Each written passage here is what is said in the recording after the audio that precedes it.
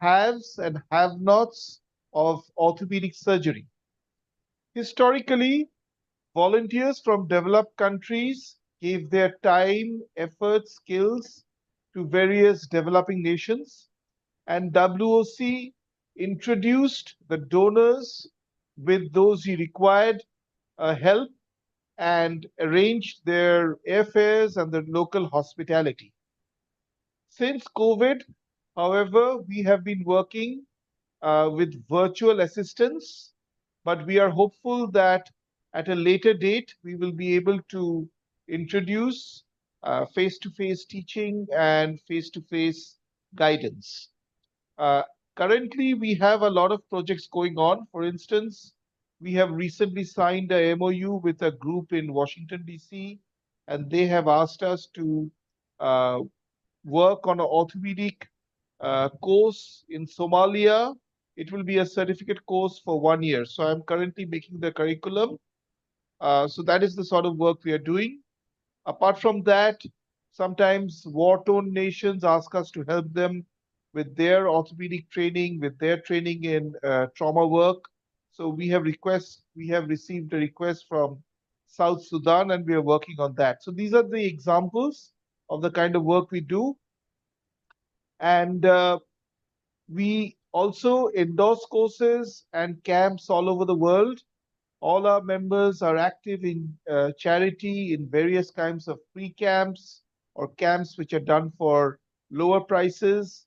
And they ask us for support for use of our logistics. And we have been working with them very closely. We have been active participants in various programs all over the world with SICOT, with WIOT, and recently with Harvard University. I had the opportunity to give a talk there, and then we have had several tie-ups with them regarding teaching. We are also getting associated with a virtual uh, implant museum. You know about our book, which we've written, about the book we've written. This museum will be on trauma and arthroplasty, and we are getting associated with this group, which is based in Kentucky, USA. And we are trying to set up something also physical. Maybe a center will be set up in Kolkata. These are things we have in mind. We have active websites and newsletters, which you can all access and get our information and understand what we are up to. Now, this is the current WOC International Executive Council, which I am heading. So we have people from all continents of the world, and countries such as Brazil, Egypt, USA. We have people who are members of WOC UK, which is a very active group. We have a member from WOC Netherlands. We have members from Belgium, Nepal, and of course India. In addition, we are going to be joined by colleagues from Somalia and Nigeria. The role of WOC International is also to endorse country chapters. So various country chapters have been added to the WOC. The most active chapters have been in UK, Netherlands, but India is also becoming a very active group. Since much of our leadership is based here, we have added a lot of chapters from Africa and Middle East, and they have voting rights, and we will be gradually informing you about all these additions. We have, in India, we have formed the Indian chapter, which I am currently heading, but we have a new board and a new registration, which we have based in Kolkata. So let me tell you a few things about WOC India. Our organization has been registered as Empathetic Orthopedic Concern. Unfortunately, today in India, you're not allowed to take names such as World, Global, or Hindustan, etc. So you have to have different kinds of names. The registered office is in Kolkata. This is the first teaching webinar which has been organized by the EC directly. We will start organizing also hands-on training courses for doctors and paramedical staff. Several other webinars, seminars, symposia are in the pipeline. We are trying to have face-to-face meetings as well. And I've already started speaking of planning a national meeting in Mumbai. We've had one of our EC members is happy to host us. And once we have enough numbers and enough interest, we are hoping to organize a World Congress. This is the WOC Executive Council. The Vice President is Sasinder. Secretary General is Dr. Chinmoy Nath, who has organized this webinar today. The Treasurer is Dr. Goel. Joint Secretary Samundesari, and immediate past President Dr. Satish Goel. In addition, we have members from many states of India, such as Uttar Pradesh, from Tamil Nadu, from Telangana, from Andhra Pradesh, from Maharashtra, Rajasthan, West Bengal, and even Madhya Pradesh. So we have good all India presence, and we will keep adding to it. In addition, many new members have joined us, and we are hoping that the number of members right now would be maybe 15 to 20, but this is going to, we hope, go up to about 100. So a few things about the sort of work we do. This is Kiran Agarwal, who is, his full name is actually Dr. Kiran Agarwal Harding. He is based in Harvard, and I've been working with him very closely on 2 Harvard groups. He's a member of the WOC, and he's very active in Africa. This year we awarded him the TKS medal. This is a very prestigious medal, and all of you can apply for this once you do a lot of social work. But this year we have awarded the medal to him. In addition, I have been representing WOC all over in Wyout in Egypt, and then in SICOT, which was also held in Cairo and in Kuala Lumpur. So we have been pretty active and quite busy. In India, we have had a lot of academics in various parts. I haven't included everything yet, but we've had programs in Indore organized by Professor Taneja, and Ujjwal DEBNATH. He did the Operation Straight Spine, where he had faculty from all over the world attending, and this was based in Kolkata. So I think this organization is becoming busy, vibrant, active, and I therefore request you to join the WOC India branch. We have not opened up leadership, we have not opened up membership for the international group yet, but soon that will also be done. Very soon we are sorting out a few legal matters, and we will then invite you to join the international organization. But for the time being, please join WOC India. Life membership is just a simple online form, and rupees 5,000 as fees. If you wish to join, I request you to contact Dr. Chinmoy Nath or Dr. Sasinder, who will give you the necessary information, the necessary forms. In addition, you can access our website, which is, if you just punch in Global WOC, you will see our website. We need to update it a little bit, but you can get a lot of information about WOC. And in addition, you can also read our newsletter. The newsletter will be available very soon. I think within a week or 10 days, you will get a brand new newsletter. Our editor is Sasinder, and you will all be able to read various WOC activities. You can write articles. You can put in all your private, the work of your institution, all the work you've done personally, and that will reach a global audience. So therefore, I request you to please join WOC India and be part of us. Thank you very much. And with this, I finish this introduction, and I would like to now move on to the webinar on low back pain. Okay, so I'm stopping share here, and I am opening my other slides.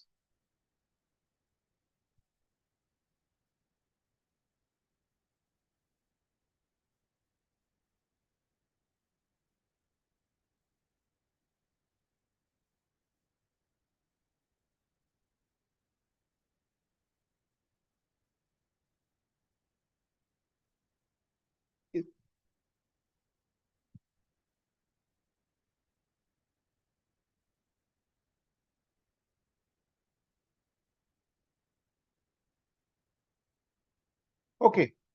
Sorry. Same slide.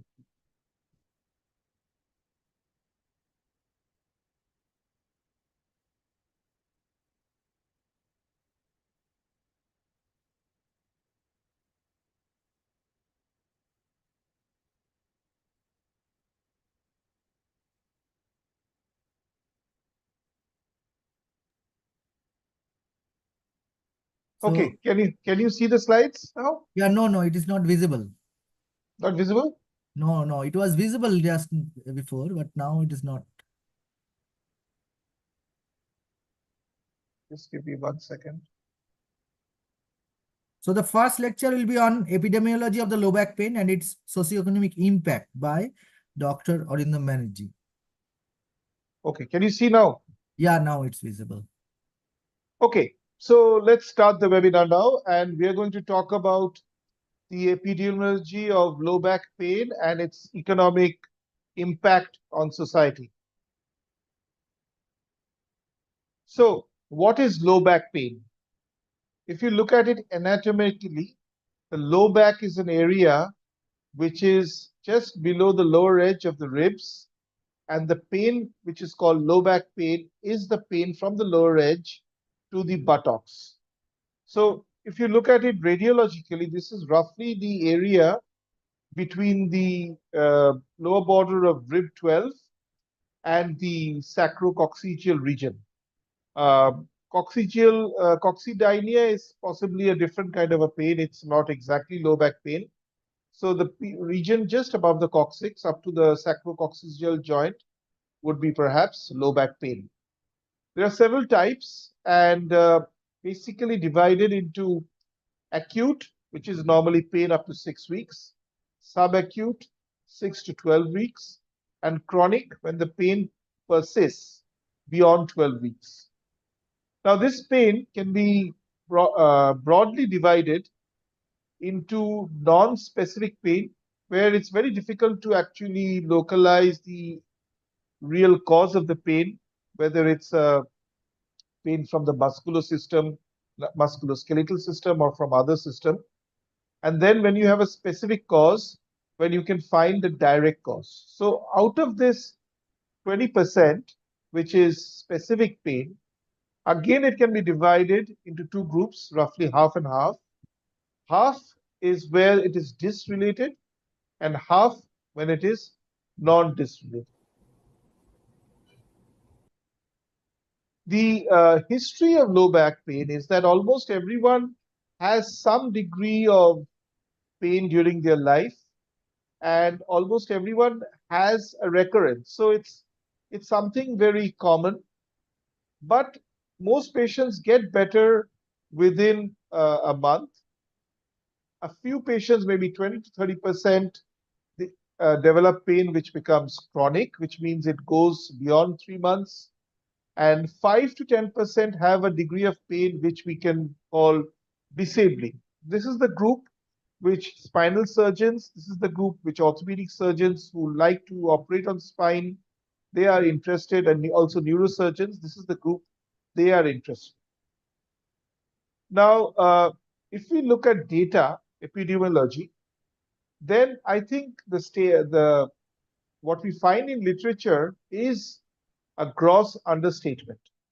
I mean, 600, the data we have currently is who says that we have about 620 million people worldwide who have documented low back pain, and this figure will rise to about 850 million in 2050.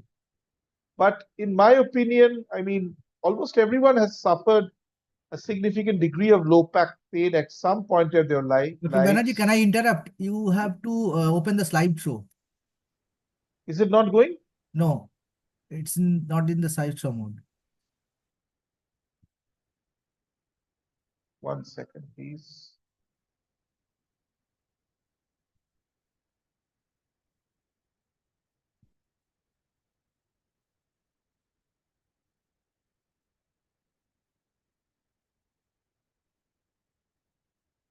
Um,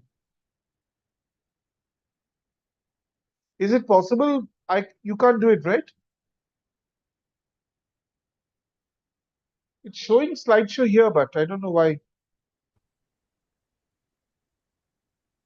Actually, you take your pointer in the over the slide. Take your pointer over the slide and at the below line, below, just below. Yeah. More below near the lower border, there is some. I think there was some icon there for the slideshow. It's not there. It's not there, no. Slow slideshow options. Okay, screen, black screen, white screen, taskbar, camera, integrated camera. I don't know. It's showing everything here. If I exit, can you do it, Chinmoy? Can you open the slides? You are mute. Chinmoy, you are mute. Unslide your slide, please. Answer. Okay. Yeah.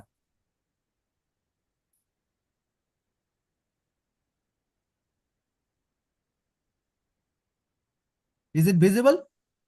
Yeah. Okay. Okay. You are here, right? Spine Yeah. related. One. Go back one. Go back one. Go back one. Okay. So you can see it now in slideshow mode. Yeah. Okay. Right. So in my opinion, I mean, almost everyone has had some kind of low back pain. In my own general orthopedic clinic, at least 1/3 of the patients have low back pain as their primary complaint, and about another third have knee pain. So it's much larger than the numbers which the epidemiology of WHO, what they're showing. But I mean, I don't think everyone has documented pain. Most people suffer in silence and don't go to a doctor. Why does this pain happen in the lumbar region? Well, the lumbar region is a part of the spine where maximum movement is there. There's not much movement at the thoracic level, not so much at the cervical level. So it's a mobile part of the spine, and it bears most of the body weight. Next slide, please. Next slide. Okay, now the orthopedic sources of low back pain are usually from the vertebra. It could be one or several levels. It could be from the thoracolumbar fascia, from the ligaments, from the joints, specifically the sacroiliac joint.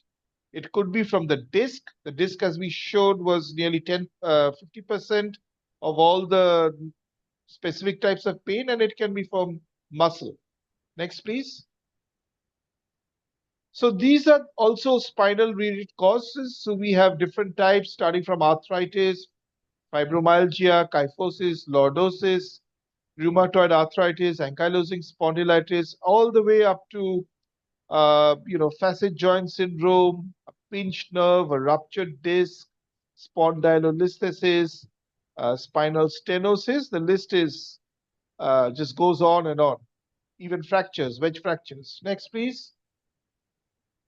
But we have to also remember that there are many non-spinal related causes. There could be bladder infection, it could be different types of cancer, testicular torsion, pelvic infection, even pancreatitis, kidney disease, appendicitis, gallbladder disease, even abdominal aneurysm. Next slide, please. Now, it's also important to remember that psychological causes of low back pain are also serious.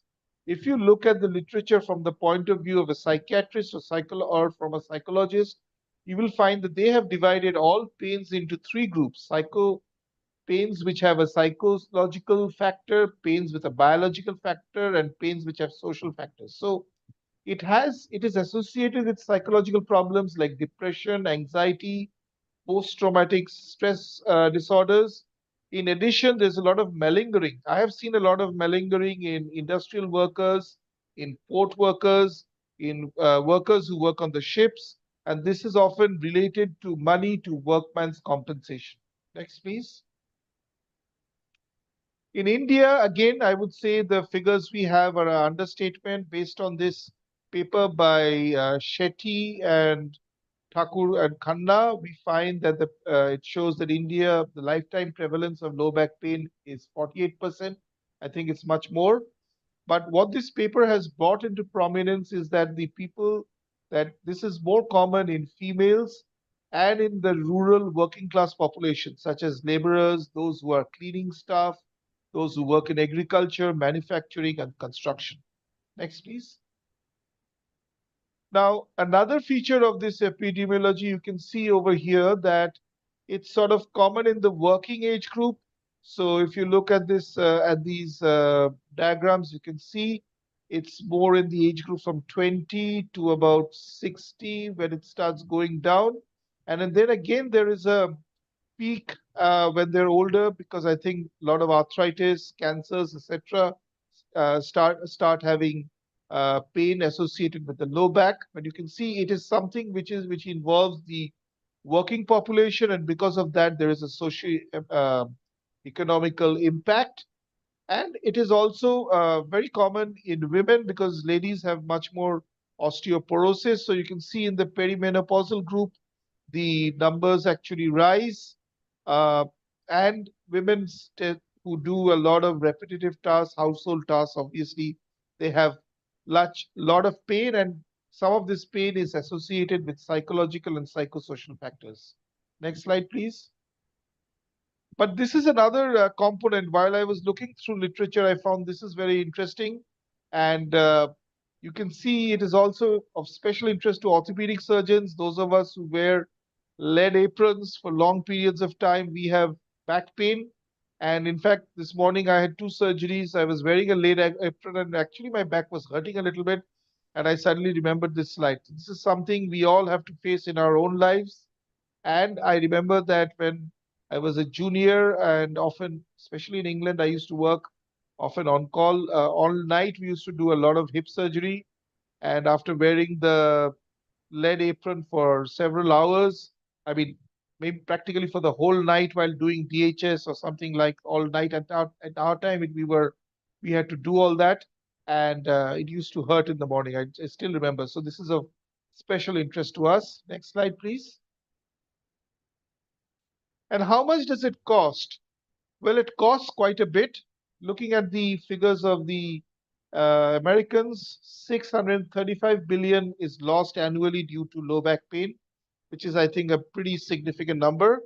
But look at this second picture here, where you can see the red and the blue, and the red is all the man days. So of all the man days which are lost due to disease, half of it, nearly half, is lost due to low back pain. So it definitely has a lot of impact.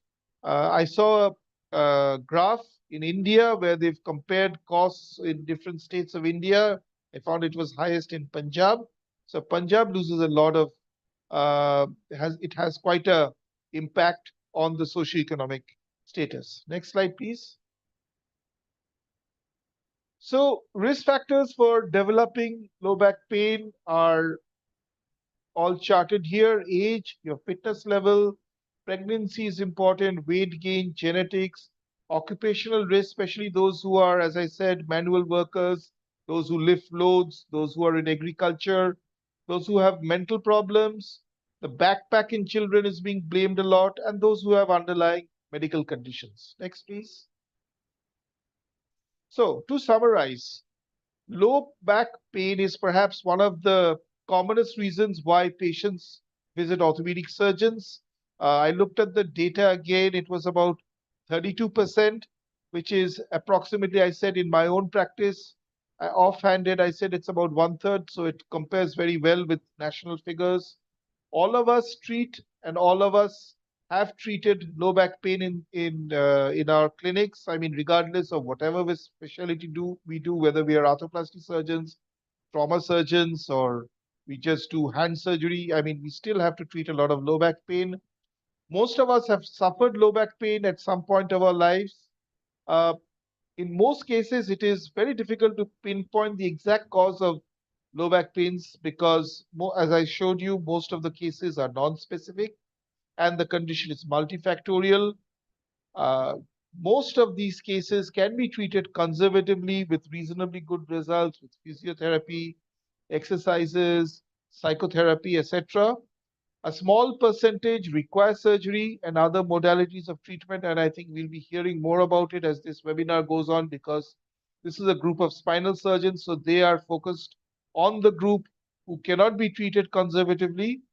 A great percentage of people do get better, but remember, a certain percentage never get better. And this is something we have to realize. And it is very dangerous to operate on these cases unless you know exactly what you're operating on, what is the definitive diagnosis.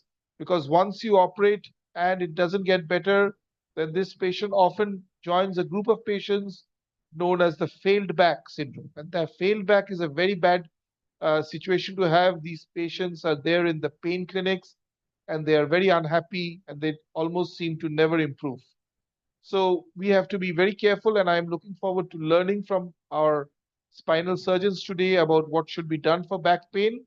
It is also very important, and I've put two pictures in this, that no two back pains are exactly the same.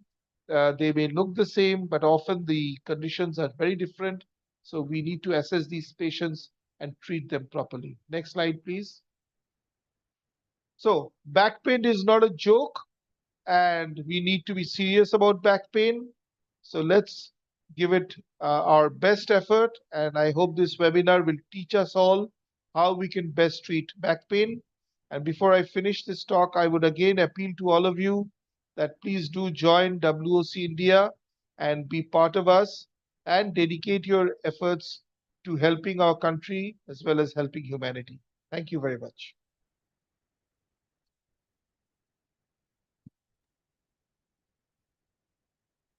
Thank you, Dr. Arindam Banerjee, for the nice introduction and the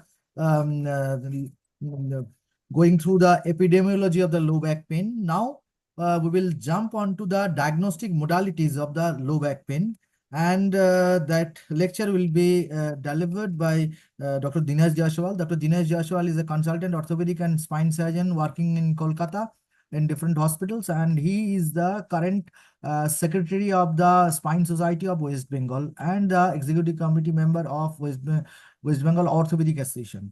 So, diagnostic modalities of low back pain. Dr. DINESH JAISWAL, please.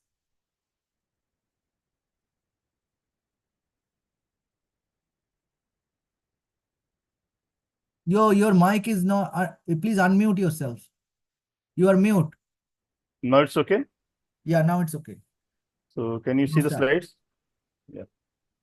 So my job today is to discuss about the modalities of the investigation regarding low back pain. So as my previous speaker Arindam has said, the causes are 98% mechanical.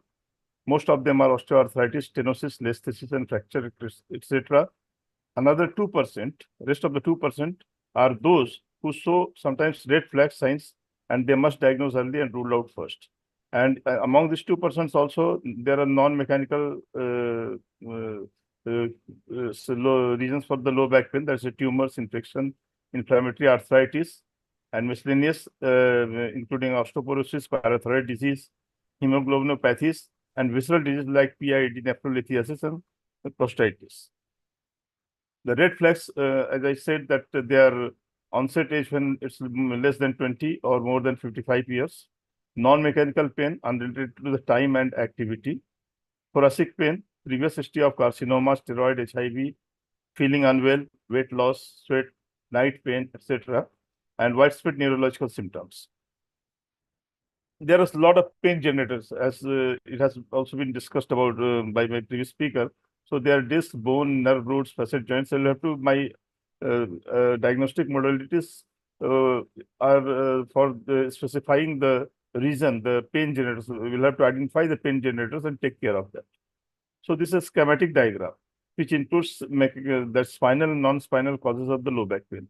It may be an ovarian tumor, maybe salpingitis, fibroids, urinary tract infection, pineal sinus, even carcinoma of the rectum, endometriosis in the females, spondylolisthesis, metastatic tumors, and herniated disc. This is a general cause which may mimic low back pain. and we'll have to consider all these causes while examining a patient of low back pain. We must consider the history. We must take proper history of the patient. That history will guide us for the diagnostic modalities, which sort of diagnostic modalities we should adopt and where we should go. So we must consider the diabetic, cancer, immunosuppression, drug abuse, infection, psychological and rectal factors, abdominal pelvic diseases, and we must note the unremitting pain, night pain, saddle or segmental anesthesia, bowel bladder incontinence, etc.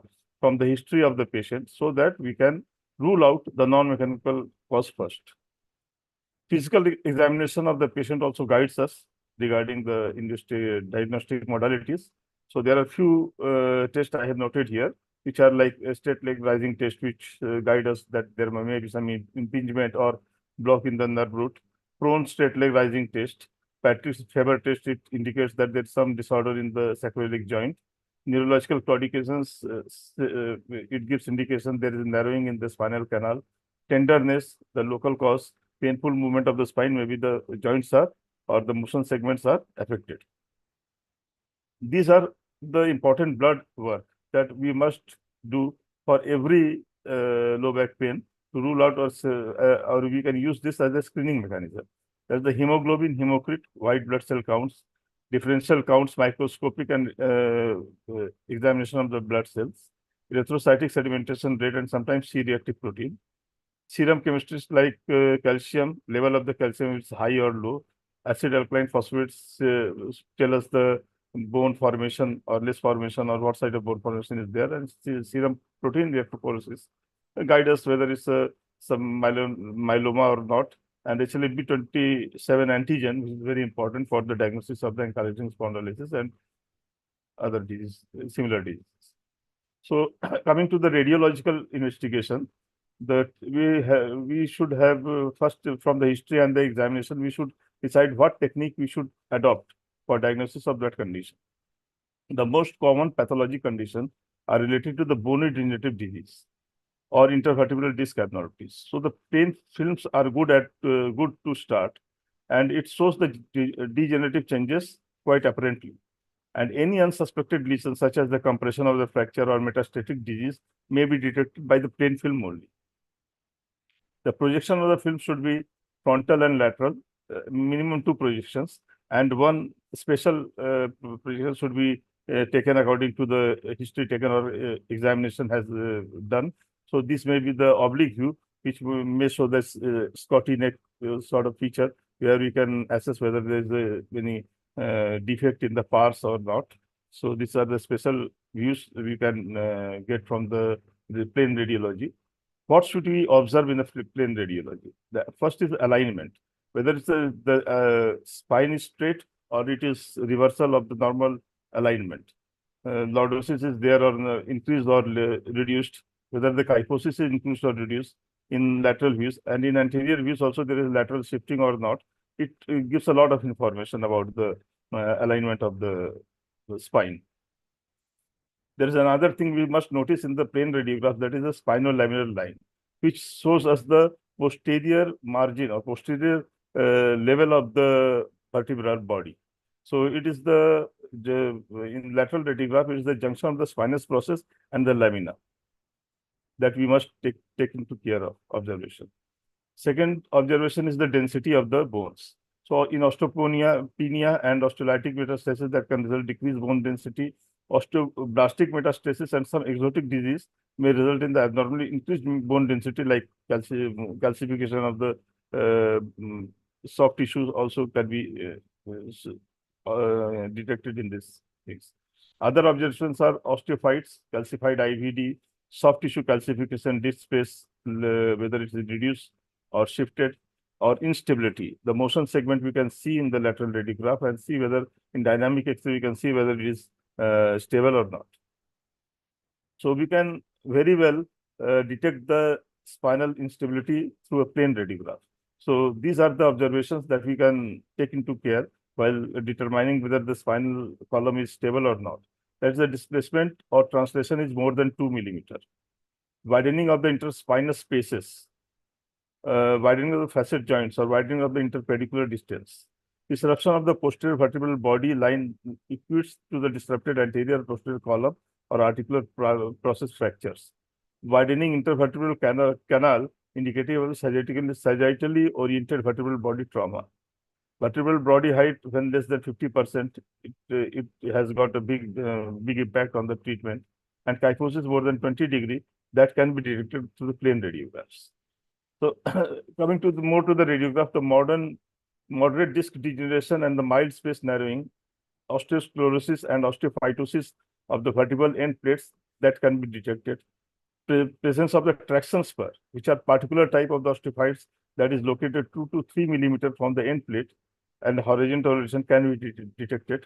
Intervertebral vacuum phenomenon, that is due to the rupture of the insertion of the surface fibers, that also can be detected, and it's a sign of the vertebral instability that can be detected through the plain radiograph. Another is the functional radiography, that is a dynamic radiograph you can take in flexion, extension, standing lateral view. You can see the segment which is stable, which is degenerated, that is stable or not. So we can rule out the stability or instability of the patient. Second, coming to the scintigraphy, the bone scan. The location, it is actually used for the location of the metastatic bone lesions. It's the most common indication, and it's also used for the early detection of the bone infection. Detection of the osteonecrosis, stress fracture, and dating of the fracture age, this modality is also used. Technetium 99M is a marker that is used for the bone turnover, and commonly indium 111 is used to detect the infection. CT is in a radial fashion utilizes the X-ray to obtain the image, and these images can be displaced with different windows and levels. Filming a set of the soft tissue windows where the soft tissue are prominent, and they allow the differentiation in the soft tissue, and this makes possible to discriminate between the CSF, nerve roots, and the ligaments. And another set of the window is the bone window, which actually gives the bone details, and additional to give the details from the bony structure, there is a spur or not, whether a joint is facet joints are osteophytes are formation or osteoarthritis has been developed in the facet joints or not, that can be detected from the good quality of the CT scan. This is another set of the CT scan where we can detect fracture and its orientation.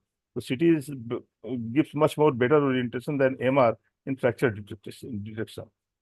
Coming to MRI, for a suspected herniated disc, MR imaging is generally considered the most sensitive examination. CT myelography may be used as the substitute where MRI cannot be done. MR is the more sensitive, or rather most sensitive and especially useful for detecting another pathology conditions that might mimic disc herniation. Such lesions are like conus medullus or metastatic disease can be detected and differentiated from the disc diseases. It is difficult to detect osteophytes through MRI because there is a lot of how to read an MRI, how to detect or a disease through MRI. There are some steps that I like to discuss. That is, first you'll have to decide which MR pulse is or sequence is there.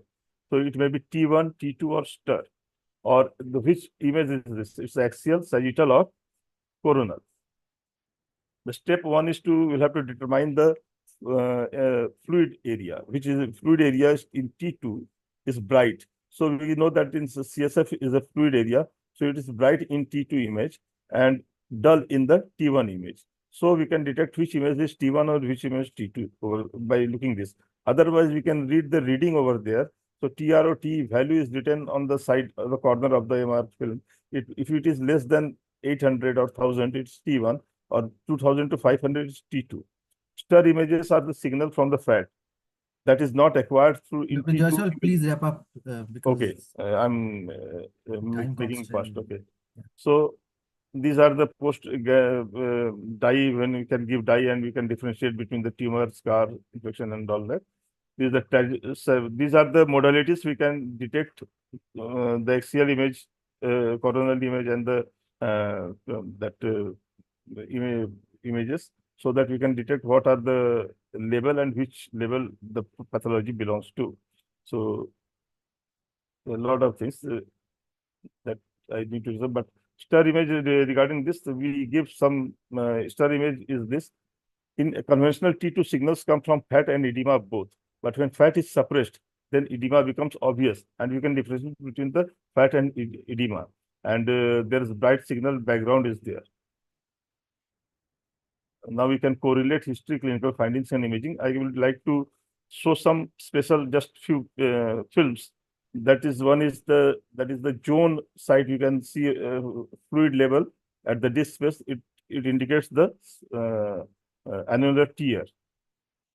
Disc herniation may be bulge when it's 50 to 100%, maybe protrusion when there is the base and edge ratio more than 1, but annulus is intact. Sorry. It is extrusion when the base and edge ratio is more than 1, and it is protrusion, bulge, and extrusion. According to the location of the disc extrusion, you can divide it into whether it's central, whether it is in the lateral recess, it is in the foramen, it's a foraminal disc, or it is in the far lateral area. That also covers the exciting roots. There are a lot of degenerative diseases that can be detected through MRI. These are the mild, moderate, or severe sort of degenerative changes in the intervertebral spaces that can be detected and classified. Similarly, the facets are mild, moderate, or severe. Facet degeneration can be detected and classified through MRI. Synovial cyst is there. This is one picture of synovial cyst which compresses the root. It's the consequence of the facet degeneration. So similarly, the lumbar canal stenosis may be mild, moderate, or severe. So that can be detected. And one more thing is the recurrent disc is that recurrent disc we can detect with the post-gadolinium where there is a peripheral enhancement and central there is non-enhancement. It is the recurrent disc. When there is a uniform enhancement, it is the fibrosis. So we can differentiate in all those two after giving a dye of the gadolinium. So most important is patient knowledge, good history, physical examination, and most threatening cause should be isolated first. Imaging studies used more practically to confirm the clinical diagnosis, and all modalities to help your clinical judgment. Lab findings must not overrule the well-reasoned query. Thank you very much. Thank you, Dr. Dinesh JAISWAL, for your nice lecture on diagnostic modalities. The next speaker will be Professor Ananda Kishore Pal. Professor Pal, please share your slides first, and then before starting the lecture, may I ask all the dignitaries to ask one or two questions to Dr. Dinesh JAISWAL about the diagnostic modalities. Please unmute yourself and ask questions.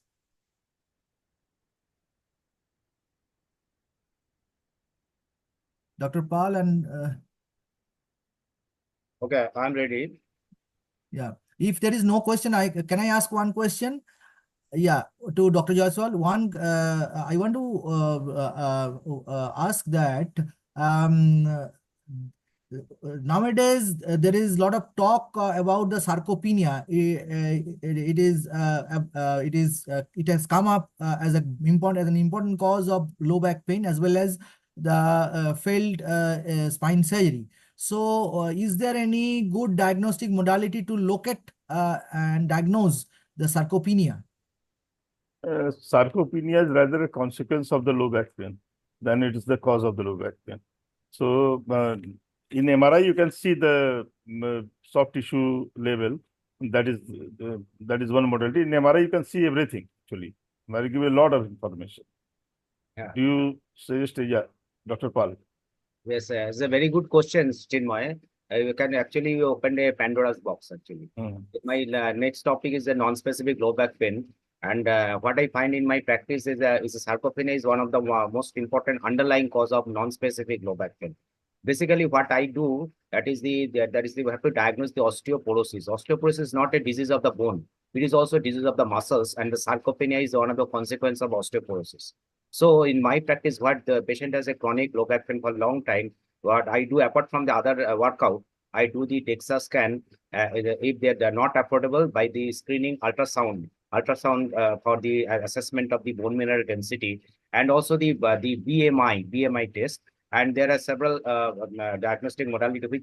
There are several screening tests which can easily diagnose the muscle mass. Normally, the muscle mass is in female, it is 30 to 33%. In case of male, it is 30 to 35%. So what I think is associated with osteoporosis, most of the patients has a muscle mass less than 25%.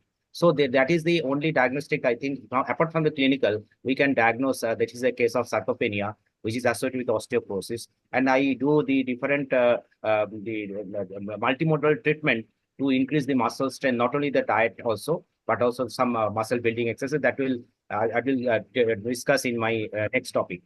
So let us go to the next topic of Professor Pal. He is a professor of orthopedics in JAISWAL has to tell something. No, that it's okay, what you said, but how does it help?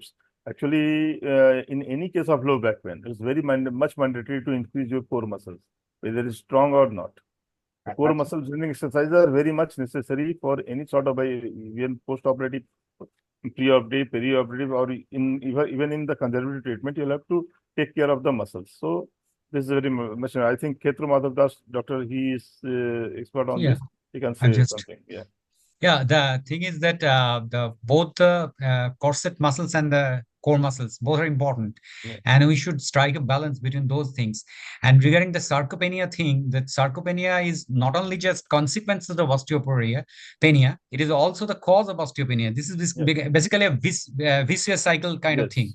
The low muscle, whenever there is low muscle mass, that is giving less pulling traction on the bone, and because of that biomechanics, the bone is again going into the osteopenia and osteoporosis. So this is a vicious cycle kind of thing, and in elderly people, we are seeing that this is a very serious problem, and that is the reason why nowadays the treatment of osteoporosis is not only the pharmacological, not only on the the teriparatide, denosumab or romosozumab kind of thing, but at the same time, it is also some treatment. The therapeutic exercise, the strengthening exercise is the treatment. It's not the treatment. Previously, the non-pharmacological therapies was used to reduce the complications of the osteoporosis, but nowadays it has become the treatment of osteoporosis. So a combined approach should be there, and the muscle mass building, the strengthening exercise, which also Dr. Pal was talking about just a few seconds ago, is very important. So let us go to the topic again, and then we will discuss. Chinmay, Dr. Kiran Mukhopadhyay wants to just say. 1 minute. Yeah. That's why it's nowadays called osteosarcopenia. This osteoporosis, osteopenia and sarcopenia, they go by side. And a simple method is there. Just screening method. You can use a grip strength measure tool and the circumference of the both calf muscles. So there is a simple formula that thereby it is not an exact tool, but you can just screen it in your OPD also regarding sarcopenia. Absolutely. Thank you, everyone. But so grip strength is very good. It is a very clinical thing, very approachable. You can do it, but grip strength is not that. But nowadays it is telling they are telling that trabecular score is more correlates with sarcopenia. I was just telling about this simple screening procedure. I understand. That can be done, and we also everyone does it. I mean, has opened up the Pandora's box actually. Yeah. Absolutely. So you share your slide, please, Dr. Yes. Yeah. So you have to. Yes. So good evening, everybody. Thank you, Dr. ARINDAM BANERJEE, and also Dr. Chinmay Nath and others. So for choosing this topic, because it is a very, very burning topic, and there are several, this is an incomplete science. Medical science is incomplete science. So without any experience, we cannot complete it. So I am sharing my experience, current guidelines. What is the guidelines basically? Low back pain is, what is the international classification ICD? It's ICD-10, code 54.5. Now, what is the non-specific low back pain? Basically, the non-specific low back pain is the pain where the diagnosis is very difficult to ascertain. Basically, it is there are some underlying cause, but it's very difficult to understand what is the exact cause. So what is the need of recommendation or guidelines? Because the non-specific low back, basically, I have already told that it is very difficult to know the exact cause. This is a definition. It is given by this Mahe. This is known as a non-specific low back pain represents the 90 to 95% of the clinical cases who presented as a low back pain. So I'm fortunate enough to certain this sort of topic to me. So basically, this estimated point prevalence is a non-specific is 18% among the whole population. And although the low back pain imposes an enormous economic burden, but this is extremely responsible to affect the individual's daily lives. So hence the effective strategies play an important role to minimize the impact of low back pain. So basically, so central register of the council, that is the central trial basically reveals that the number of randomized control trials is almost doubled since 2020. That is why there is a need to exact to know the what is the recommendation or guidelines from the world concerned. So there are clinical practice guidelines that basically there are several others. There are several guidelines I have found in my internet, but I have taken this is the most important guidelines. This is Christian. It is European Spine Journal. It's published in 2018, and there is another journal. It is published in 2020. Basically, they searches the clinical practice guidelines. These are actually meta-analysis. They have searches the multiple clinical practice guidelines, and they have made a consensus. So that is why I have enlisted that consensus, and I have also I will highlight what is the different dilemma. So they have made this meta-analysis with multiple guidelines from 2008 to 2017 and make a consensus of guidelines. I'll show it. Now, this guideline information regarding either the diagnosis or treatment, that is to target a multidisciplinary audience. This is most important. Most important, they assimilate 15 clinical practice guidelines. Now, what is the consensus of classification? So I've already told this is acute and subacute low back pain. That means which duration is less than 12 weeks. And the chronic low back pain, where the duration of low back pain is more than 12 weeks. And what is the area of the back pain means low back pain indicates, that is already you have known by Dr. ARINDAM BANERJEE's lecture. Now, why the cause cannot be detected? There must be some underlying cause. Basically, this is a referral cause, referral pain, which is originating from different structures of the spine. There are already spine generators. You have already known from Dr. JAISWAL's lecture. There are some spine generators from the spine that may be musculogenic, that may be neurogenic. It may come from the facet. It may come from the nerve.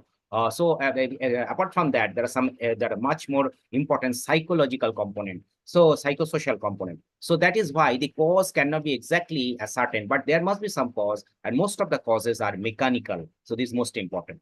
So what are the diagnostic triage? It requires some diagnostic triage to identify this acute or subacute and the chronic pain. So it indicates the history and examination. Yellow and the red flag sign. This yellow flag sign is the new added concept. I'll show you that to assess the psychosocial elements. This is most important. Dr. Khetra, I think he will highlight on this.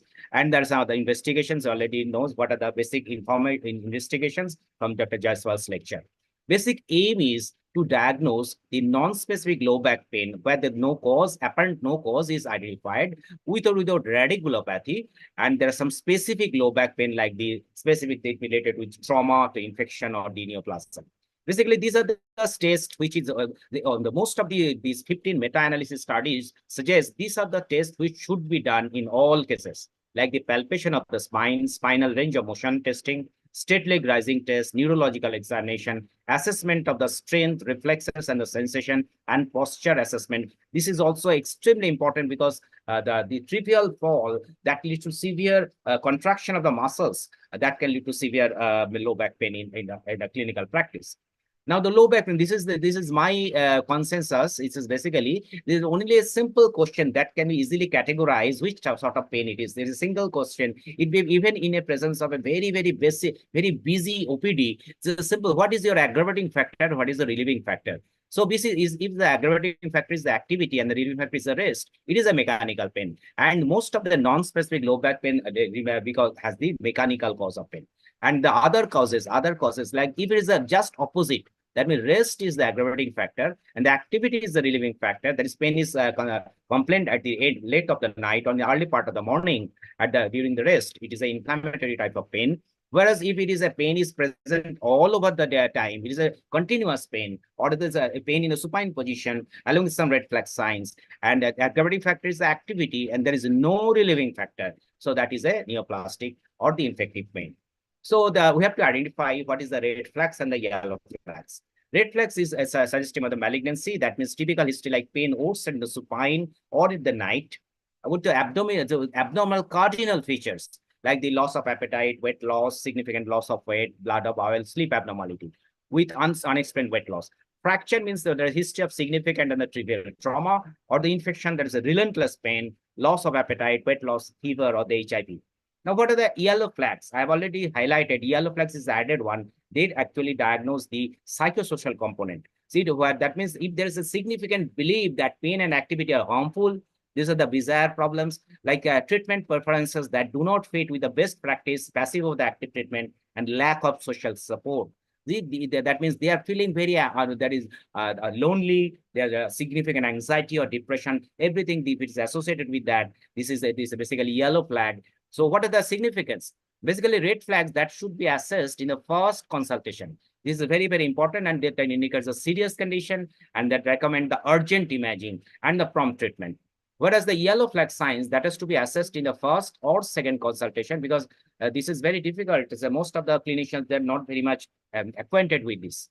So we have to indicate, because this yellow flag indicates the associated psychosocial components. It identifies the patients with poor prognosis and the guide that can guide the treatment. It requires a cognitive behavioral treatment, as I think Dr. Khetamadodas will highlight on that. And another is he had to recommend assessment using the validated prognostic screening tools like the START, TreeBack, and the OREBRO. There are several other techniques also. This is the leading the assessment technique. We have to understand. We have to identify this sort of problem. Now, is the routine imaging is advisable? So this is a burning question. Most guidelines, the 58% recommend that imaging should only be considered if the red flags are present. In addition, 5 guidelines suggest that imaging when the results are likely to change or direct the treatment. That means that when the invasive treatment is required, in that case, routine imaging is advisable. Otherwise, routine imaging is not advisable. And the 2 guidelines recommend imaging if the pain persists beyond 4 to 6 weeks.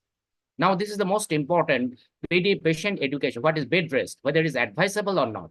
So there are 2 schools. You have to avoid bed rest, and there is an advice to maintain the normal activity. Now, check how much they consider this. 90% of overall the suggestion, they suggest you have to avoid the bed rest.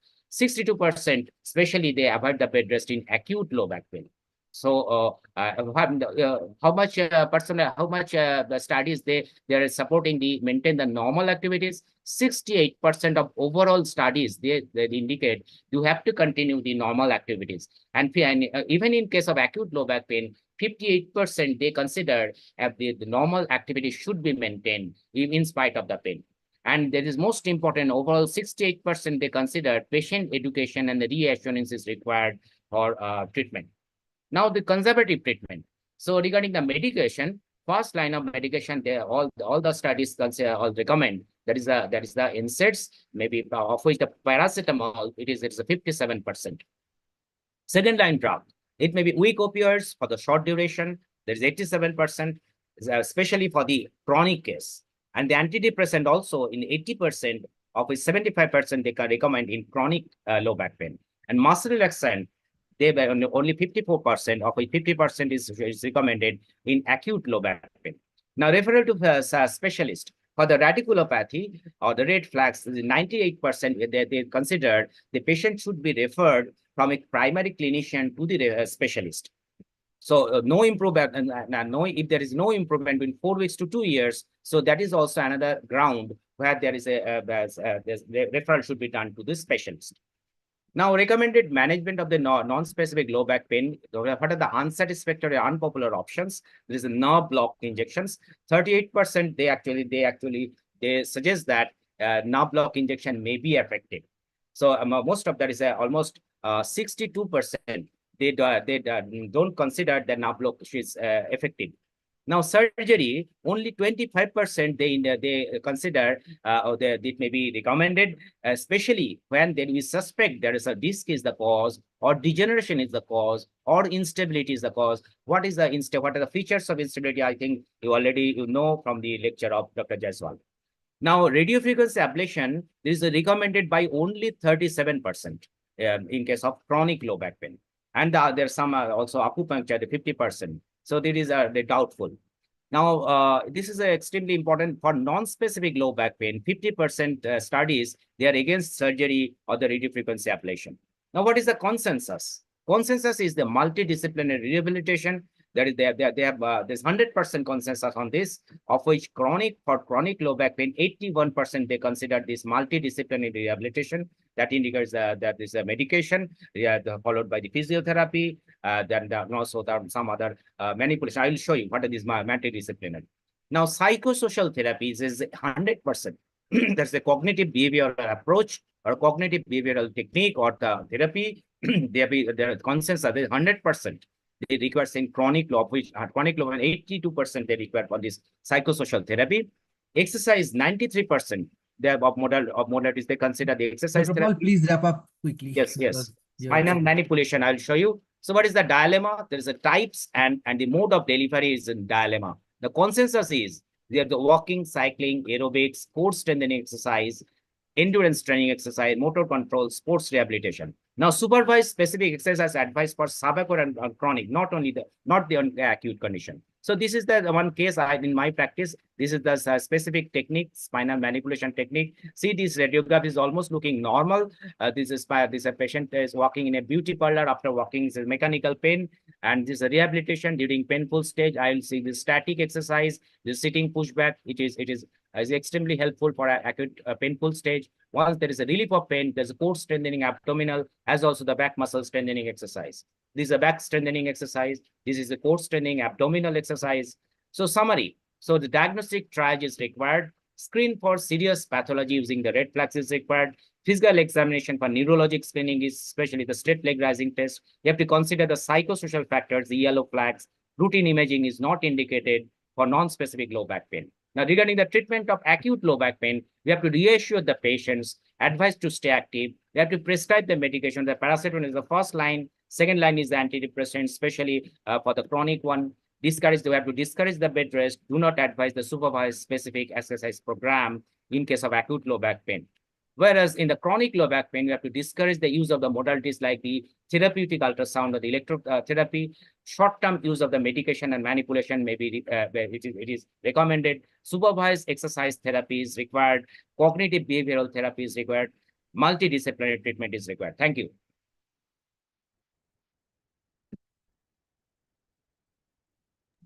Thank you very much, Professor Pal, for your nice lecture. If anyone interested in asking any questions, please unmute yourself and ask question. Otherwise, we will proceed to the next lecture.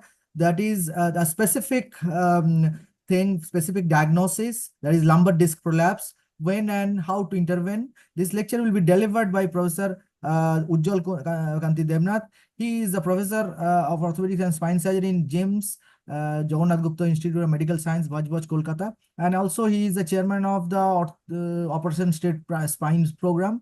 He runs 1 week free surgical camp of deformity correction, as well as fellowship and a conference on spinal deformities.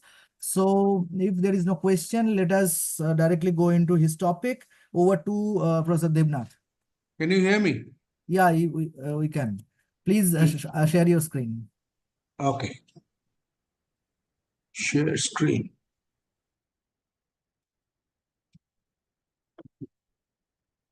Can you see the screen? Can you hear and see the screen? Yes. Yeah, okay. Yeah, it is visible. It is visible. Visible and also sound, because Also sound, yeah. 3-4 days ago I had a meeting and I could not hear the sound. Some people was on the phone, and so I'm trying to convince myself that people are able to hear me, and so I can proceed with the talk. Thank you for inviting me, Chinmay, and in the WOC forum here. And I had been with WOC since last 30 years. I was a member of UK, and I'm still a life member, but I want to become a life member of India as well. So I would put the money across so that there is no confusion of being in UK and here. So we had a bit of a problem with this. So I want to deposit the money by tomorrow so that I can be a life member. here in India. Okay, thank you, Joel, and Chinmoy will make the. I think he's already Yeah, made the form I have available. shared the link to for membership. Those who are interested in joining the membership, joining the WOC India as member, I have shared the link for the membership form in the chat box. You can click in your chat box and you will get the form. Can you send me by email? It will be better for me, Yes, so please. that when I'm doing Yeah, I'll this. share it to the email, but right now I Okay. have just No now problem. shared. Okay. So let's proceed with this lumbar disc prolapse. When and how to intervene.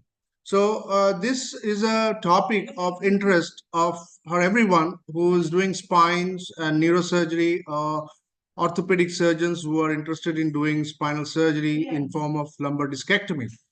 Well, first of all, I must say that we should go on to the next slide. Okay, so this is lumbar disc prolapse. What happens here is we need to know the pathology a bit.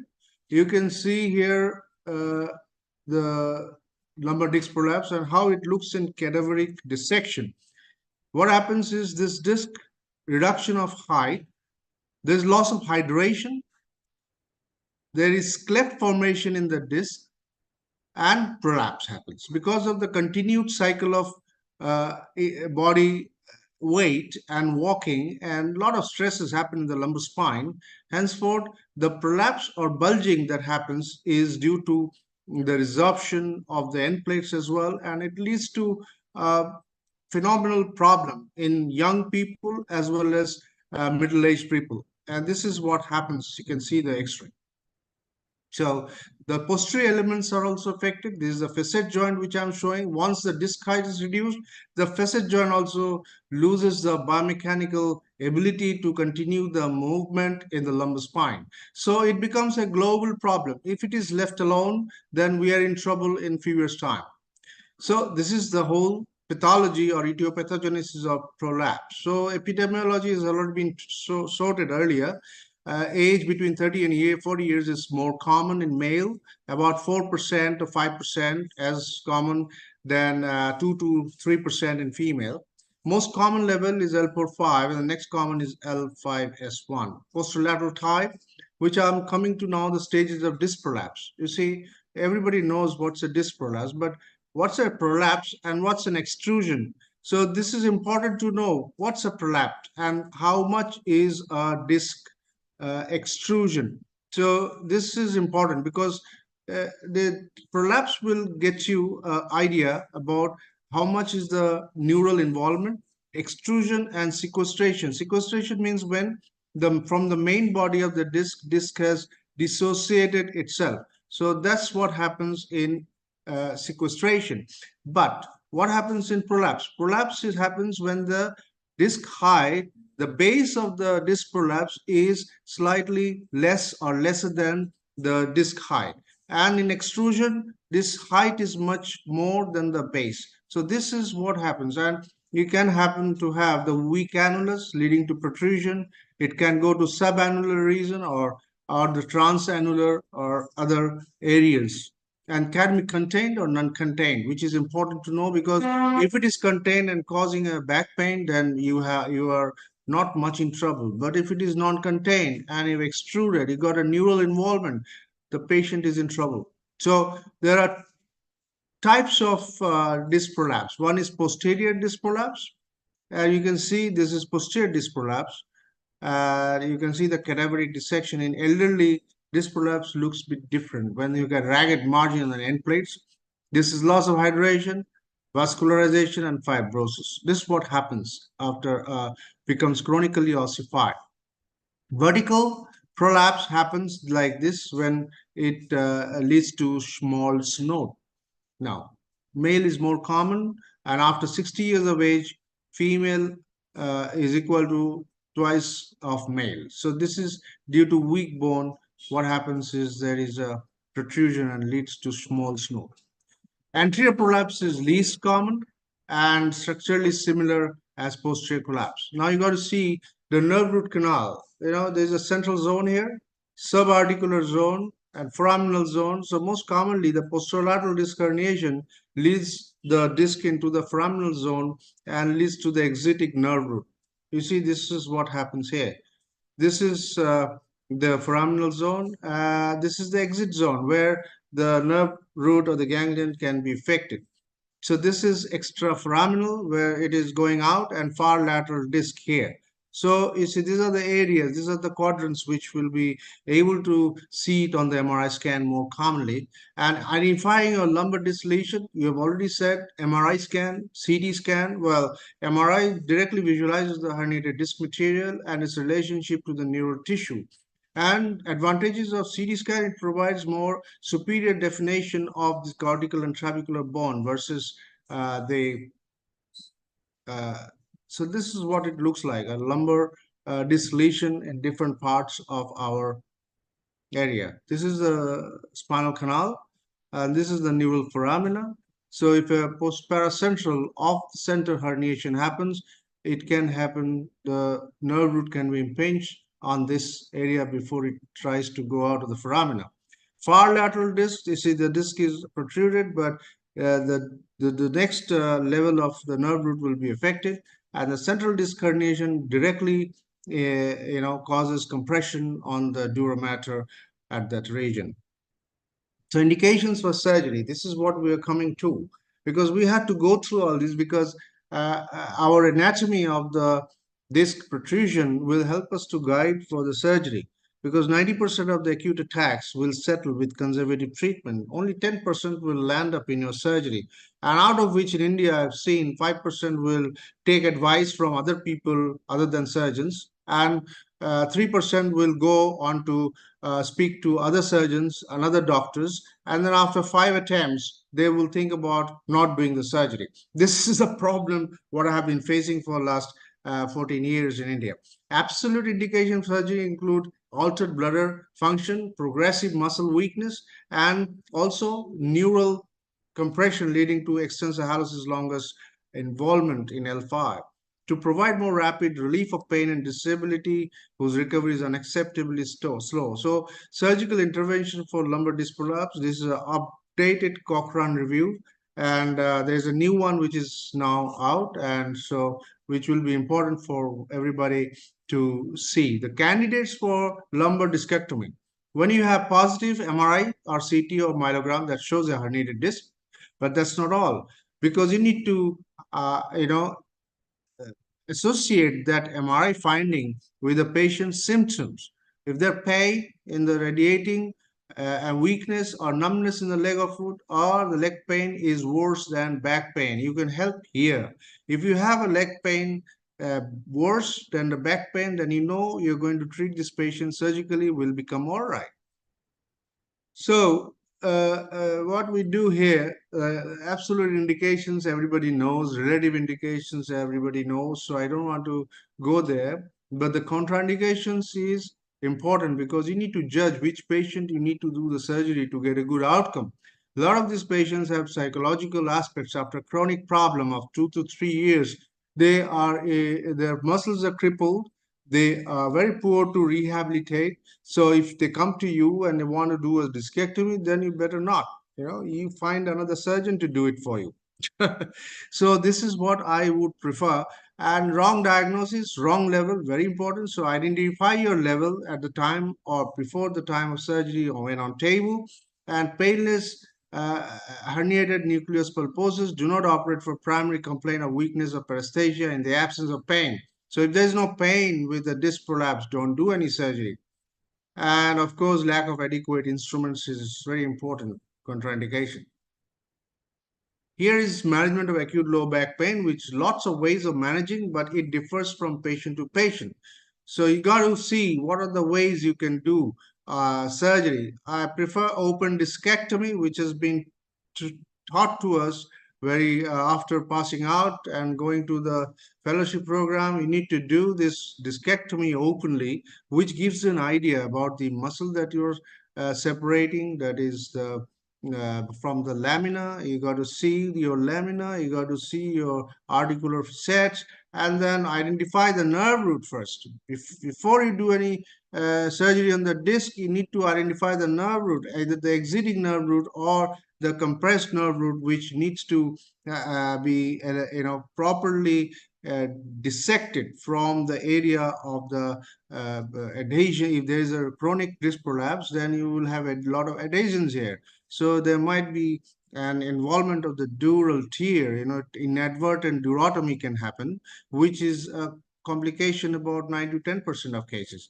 So one must be able to see this all problems here, and you can do then a lot of other ways, microlumbar discectomy, or you can do endoscopic, full endoscopic or minimal endoscopic surgery, invasive surgery with tubular retractors, and you can do with full endoscopic or microendoscopic discectomy. So all these are the procedure options that you have available, whatever way you want to deal with. But first of all, try to deal the nerve first. That will give you the idea of how much compression it has been happening over the last few months in this patient. So there are surgical options which I've already mentioned: standard open lumbar discectomy or laminectomy. You do flavectomy, and then you do foraminotomy. So these are the 4 stages: laminectomy, then do foraminotomy, then you do the flavectomy, means the flavum has to be released. And once you release the flavum, retract, and you can see the nerve, and you can retract the nerve and come to the disc for discectomy. This is the procedure, standard procedure, and one will not fail on this. So this is a case, a representation of a patient with such a huge disc which has come out here and causes cauda equina syndrome. So this patient needs to be treated as an acute emergency, because his bladder and bowel function will be completely lost if he is not treated within 24 to 48 hours. In acute stages, we have been dealing with these cases in late cases as well, but ideally, in an ideal world, it has to be dealt with as soon as possible, like a supracondylar fracture. So it's not same, but the problem remains the same. You might lose your limb, or the neural function, or the bladder and bowel function. So cauda equina syndrome is acute lumbar discectomy. Peld and open discectomy, this is important, and microdiscectomy. And I want to show a small video.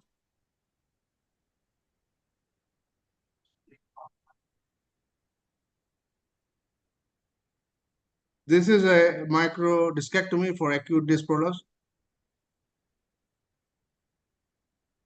See the large disc here.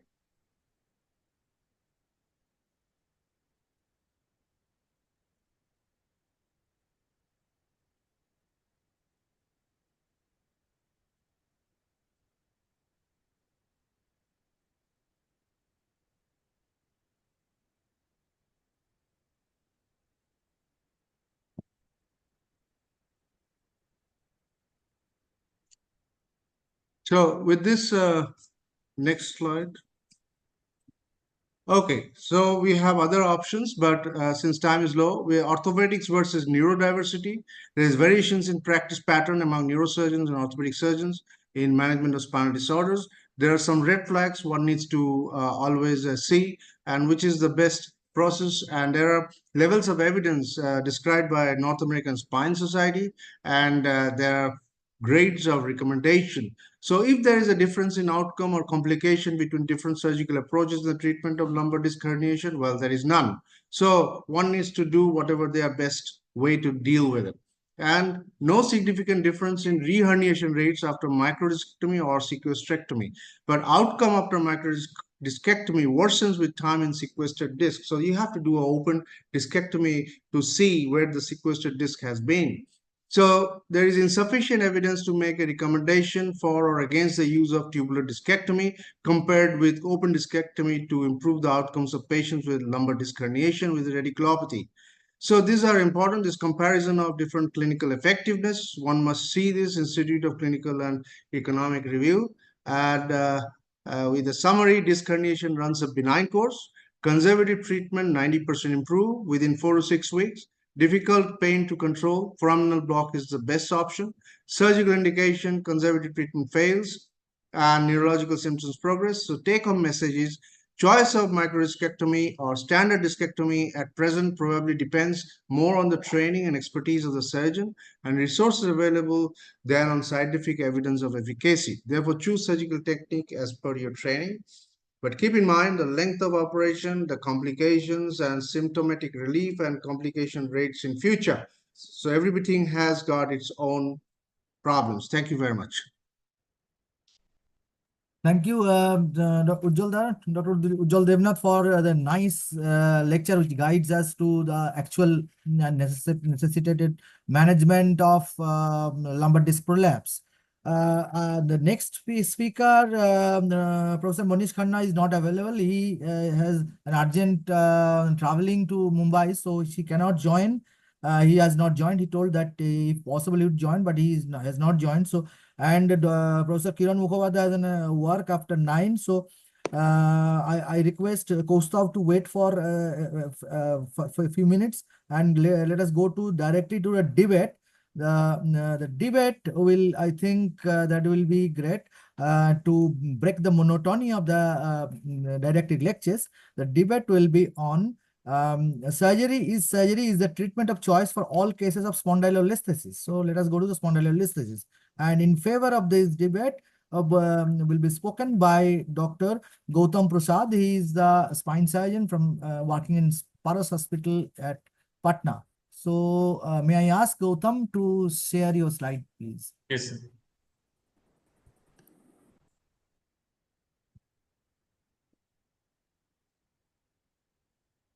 Good evening, everyone. Yeah, it's visible. Yeah. Yeah. So stick to your time, please. Yeah.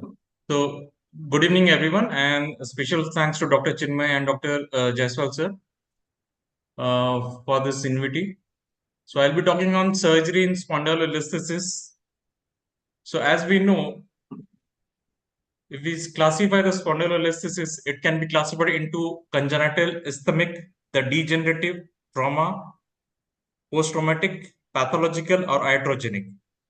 So in ischemic, there are further 3 types. That is lytic kind of listhesis, the healed fracture in which the elongated pars we see, or the acute energy fracture through the pars. Now, just a reminder, this is a bit different from the traumatic, in which the non-pars fracture, that is a facet or something breaks, which leads to listhesis. So these are the basic 6 types of listhesis that we encounter.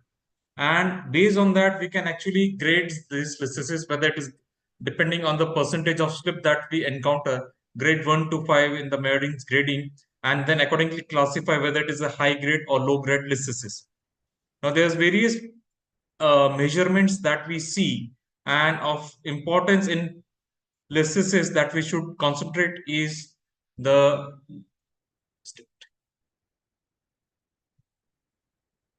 pelvic incidence, the pelvic tilt, and the sacral slope. Now, the sum of this, the pelvic tilt and sacral slope, should be equal to pelvic incidence. And why it is important is because if the pelvic tilt is on the higher side, there is a usually unbalanced pelvis, and this increases the SVA, which leads to increase in low back pain and the whole spinal axis, the global kyphosis and the sagittal axis that gets influenced by pelvic tilt and the sacral slope. So in listhesis, one has to give importance to the pelvic parameters as well, and this plays an important role in the overall outcome of the surgery. Even if you don't operate this patient, whether the patient is going to have a painful life or a lifestyle without pain, that also depends on the sagittal alignment of the pelvis. So the pelvic incidence, the pelvic tilt, and the sacral slope are of utmost importance, and this determines whether the pelvis is a balanced one or unbalanced one. So this helps us not only to decide whether the patient has to be operated or not, but if it's an unbalanced pelvis, then we have to restore it. And for that, many times we have to increase the lordosis at the segments. So you might have to put in a cage, you might have to put in additional screws at a higher level so that your lumbar lordosis is balanced as compared to the pelvic incidence. So the pelvic incidence quantifies the pelvic shape, and the morphology and the spinopelvic balance are of These are abnormal in listhesis, and this has to be maintained. Now, before we proceed further, we should know something about the pathophysiology of a spondylolisthesis. Now, this is basically a hook and catch phenomena which holds two vertebrae together. So, in a given spinal segment, which comprises of two vertebrae and the intervening disc, the hook is the pedicle, the pars, and the inferior articular process of the upper vertebrae, and the catch which is holding this hook is the superior articular facet of the inferior vertebra or the lower vertebra. And if there is a break in this mechanism, that's where we get the spondylolisthesis. Now, this can be either a dysplastic or a traumatic. In dysplastic, there is typically weakness in the hook and the catch mechanism. The body weight is transmitted through the weaker zone, which leads to further plastic deformation of the soft tissues, and the end plate is overloaded. Whereas in the traumatic, it is actually cyclic repetitive trauma, which we usually see is in sports and especially in cricket, the fast bowlers. And there is a stress fracture of the normal pass, which goes on into a non-union, leading to further subluxation and listhesis. In dysplastic, because there is an end plate deformation, you might get a proximal rounding of the sacrum. That L5 vertebrae lower end plate gets deformed, and which leads to a trapezoid vertebrae, L5. The sacrum can be vertical, there can be junctional kyphosis and compensatory hyperlordosis, which can see. Also, at times, we see retrolisthesis in the upper segment.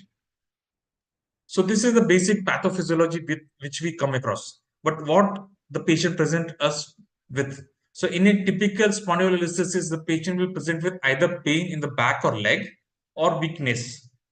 So the back pain is usually caused because of muscular spasm, which are protective mechanisms body has.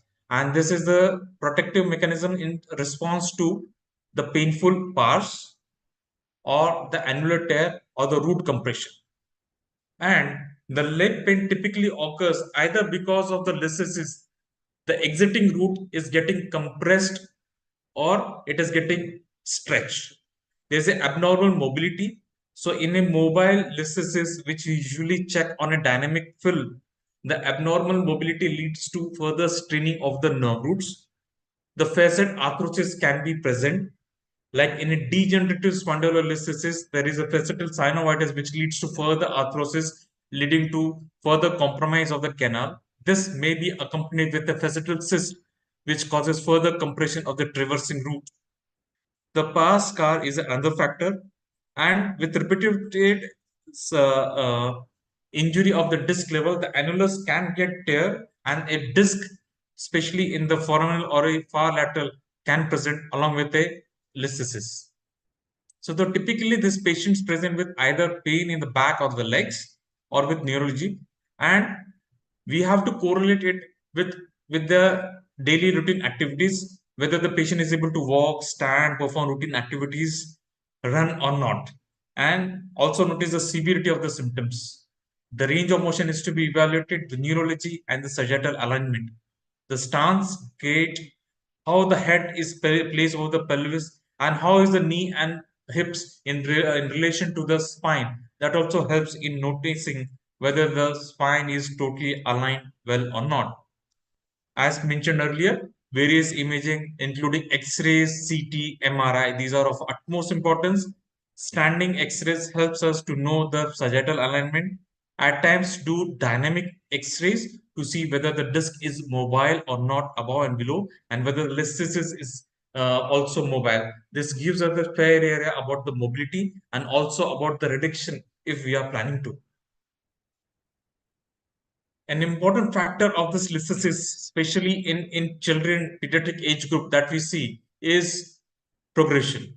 So there are various risk factors for progression, which we should be very well aware of. And if we see one or more of these factors, definitely the patient needs a surgical intervention.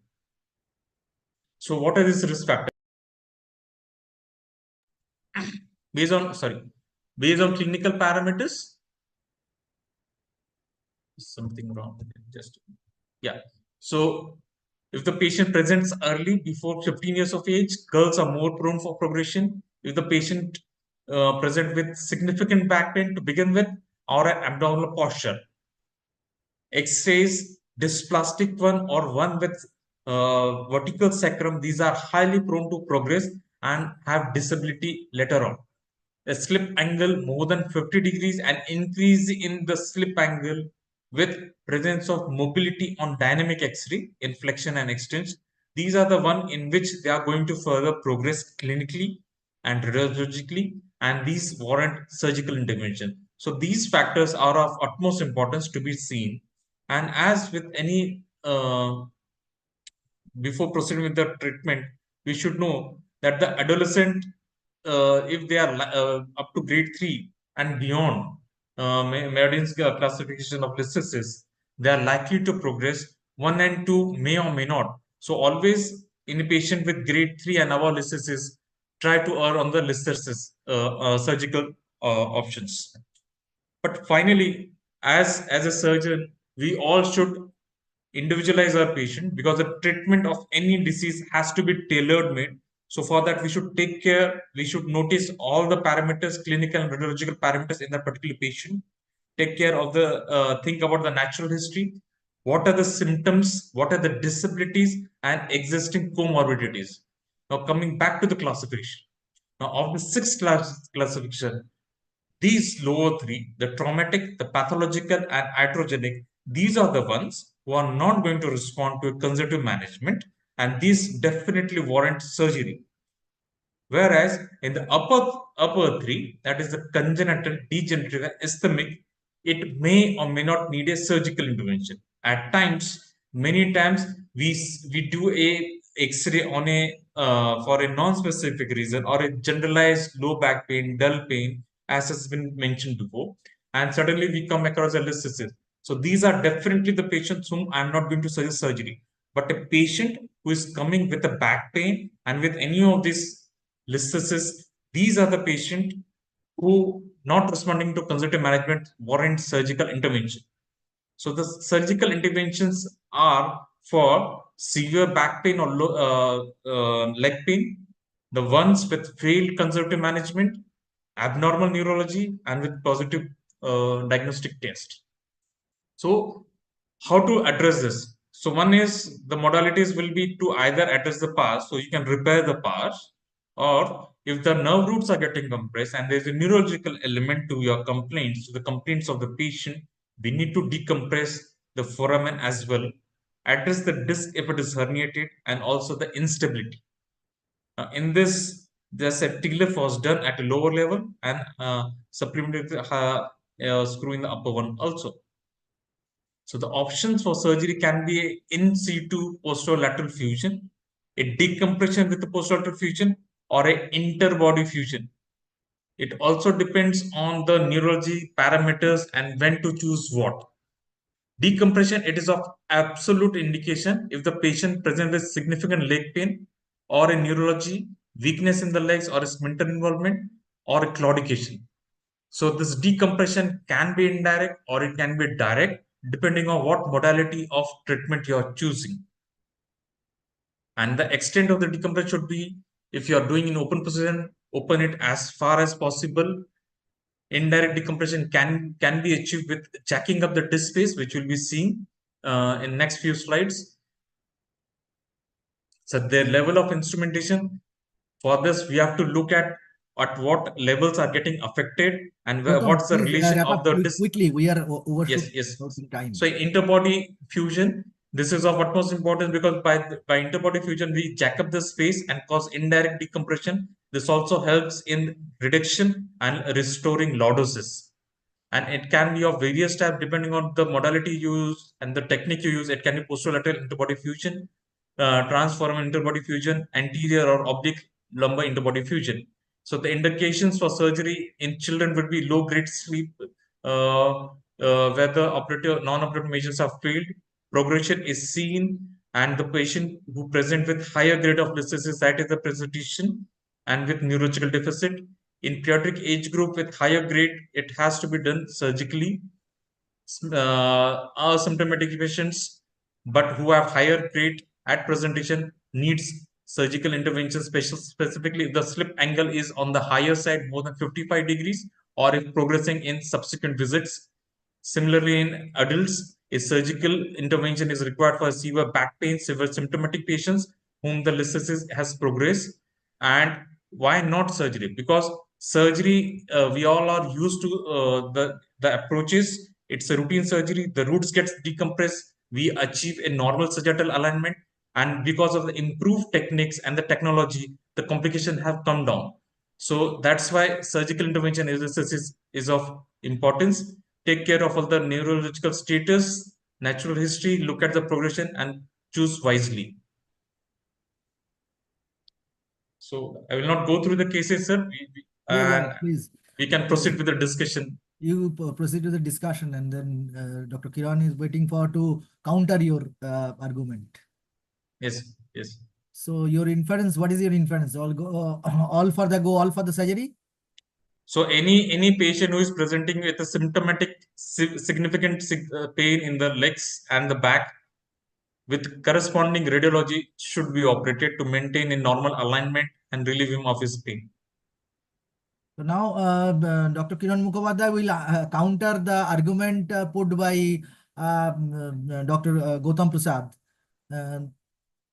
Dr. Kiran Mukherjee, please. He is a professor of orthopedics in NRS Medical College, and he is also a spine surgeon in Kolkata. He was a past secretary of West Bengal Orthopedic Association and now vice president of the Spine Society of West Bengal. Dr. Kiran, please unmute yourself.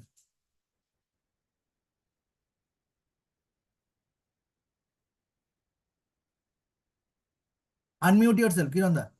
My screen is visible? No, your screen. Gautam, please unshare your screen.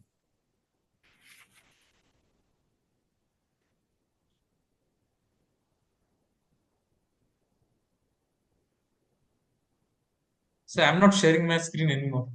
Is it? Yeah, it is. No, it's not there. It's not the sharing. Yeah, Dr. Kiran, you share your screen. So I have shared already. No, it's not visible.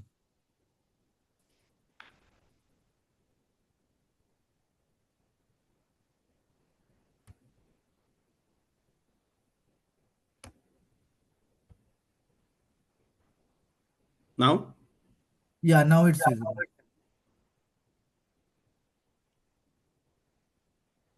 Yeah. Okay. Good evening. I knew that Dr. Prasad will cover the basics and classification of this MODALITIES. So I skipped all those in my slides.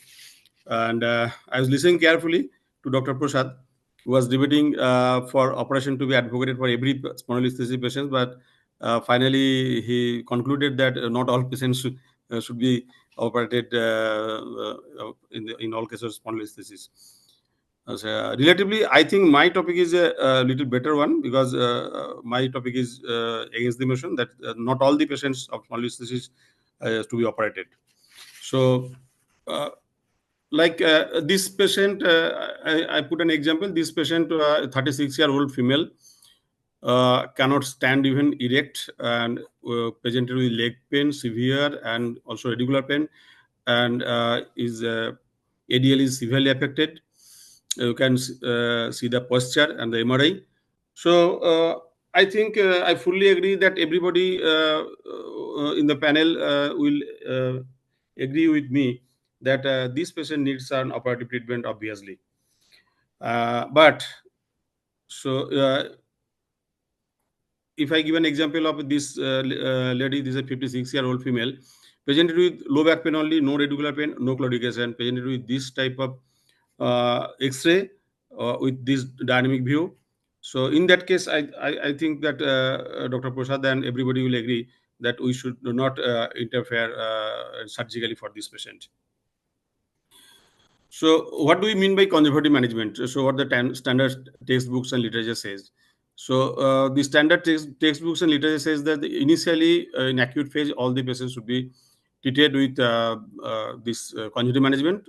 So the parts of the conservative management are first, obviously, pain management, physiotherapy, and exercises, and that should be directed to strengthen the abdominal and paraspinal musculature. Weight loss is an important thing, and aerobic conditioning programs should be added if necessary. Bracing can be used as an adjunct, but it must be for a limited period. Steroid injections into the facet joint and epidural space is helpful in acute phase, but it's not advocated for long-term use due to potential complications of this medication with long-term use.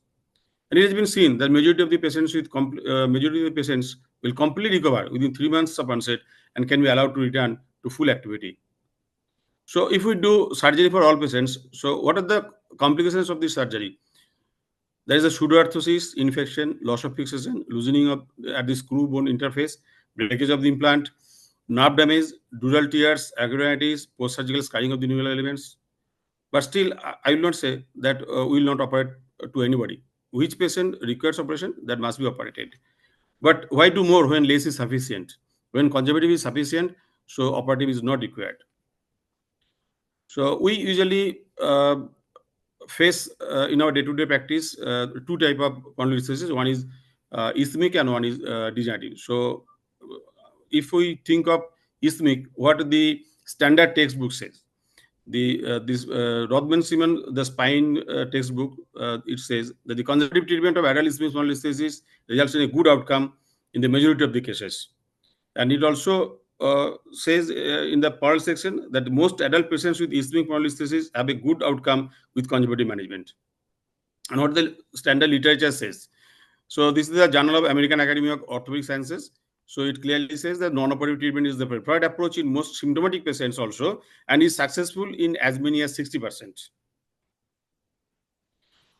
In another journal of clinical neurosciences, so it says that we also face in our day-to-day practice also that ischemic spondylolisthesis is usually asymptomatic and discovered as an incidental radiology finding.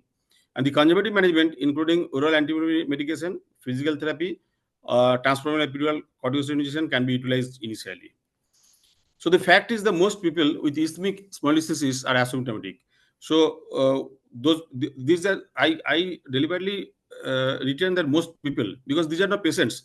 So most of the people they may have the asymptomatic ischemic spondylolisthesis, which is discovered incidentally. And another entity is the degenerative spondylolisthesis.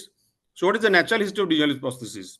So there is a study done published in Spine that 40 patients were studied for without any treatment. It was followed from 5 to 14 years, the mean 8.25 years. So it has been seen that only 4 of the 40 patients, only 10%, showed clinical deterioration over the course of the study. And those 28% exhibited no progression of sleep over the follow-up period. And progressive sleep was noted only in 12 patients, that is 30%, although none of the 12 patients exhibited any clinical deterioration. So what the standard literature says, so this is published in European Spinal Journal, that non-operative treatment should be the initial course of action in most cases of degenerative spondylolisthesis with or without neurologic symptoms. In a paper published in Journal of AOS, so they also advocate that treatment begins with the trial of non-surgical methods, including physical therapy, NSAIDs, and epidural corticosteroid injections. Surgical treatment with decompression and fusion is recommended for patients who don't respond to this initial regimen. Dr. Dilip Kumar Sengupta, he published this in Spine, and he clearly stated that the 70s, in his observation, 76% of the patients who were initially neurologically intact did not deteriorate over time, and this patient may be treated conservatively.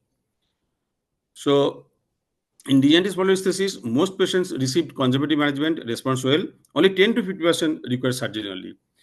And another entity, that is the in young adolescents. So it has also been observed and published in Journal of JBGS that they have suggested that the moderate grade of spondylolisthesis in adolescents usually has a benign course, and it seems that spontaneous segmental civilization occurs. So the surgical management is typically reserved for those who have failed conservative management, and most of them, they are often asymptomatic. Is also published in Seminary Spine Surgery Journal. So the indications for surgical treatment is not for all. It's for persistent or recurrent back or leg pain or neurogenic claudication with significant reduction of quality of life, despite a reasonable trial of non-operative treatment. There is a minimum of 3 months if there is a progressive neurology deficit or if there is a bladder or bowel symptoms. So we know that the two of a spine surgeon seldom agree. So there is different opinions. But I like to say that there is nothing absolute. So all patients not to be operated and all patients not to be conservatively treated. So nothing absolute, and the change is the only constant in this universe. So we are all surgeons. We all love to do surgery for the patient benefits, but I think he or she is the best surgeon who knows when not to operate. Thank you for your patience hearing. Thank you, Professor Kiran Mukhopadhyay, for your nice answer to the topic against motion. Dr. Ujjwal Devnath, do you have anything to say about this debate? Otherwise, Dr. KOUSTAV Mukherjee is waiting with his lecture. He will speak on management dilemma when knee osteoarthritis coexists with spine degeneration. Dr. KOUSTAV is from Burdwan. He works as a spine orthopedic surgeon in JNM Medical College, Kalyani.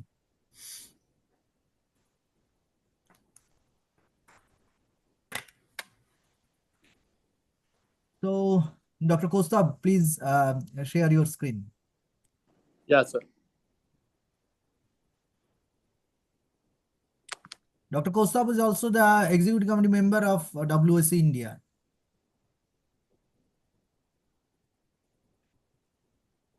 So, good evening, everyone. My screen visible, sir? Yeah, it's visible. Okay, so today I'm going to speak about a very interesting topic, that is the management dilemma when knee osteoarthritis coexists with spine degeneration. So for the people who are not spine surgeons like me, so we have a common thing to understand, like especially the trauma surgeons or the arthroplasty surgeons, we often find in our outdoor clinic that patients coming to us with knee arthritis as well as having a low back pain and radiating to the legs. So I want to stress upon the fact that arthritis is a very common thing in our day-to-day practice, and it involves the knee, hip, and spine. And it is very common in the elderly population, and because there is always this thing of coexisting degenerative arthritis. So a concurrent presentation of a significant low back pain and a knee pain poses a challenge in decision making.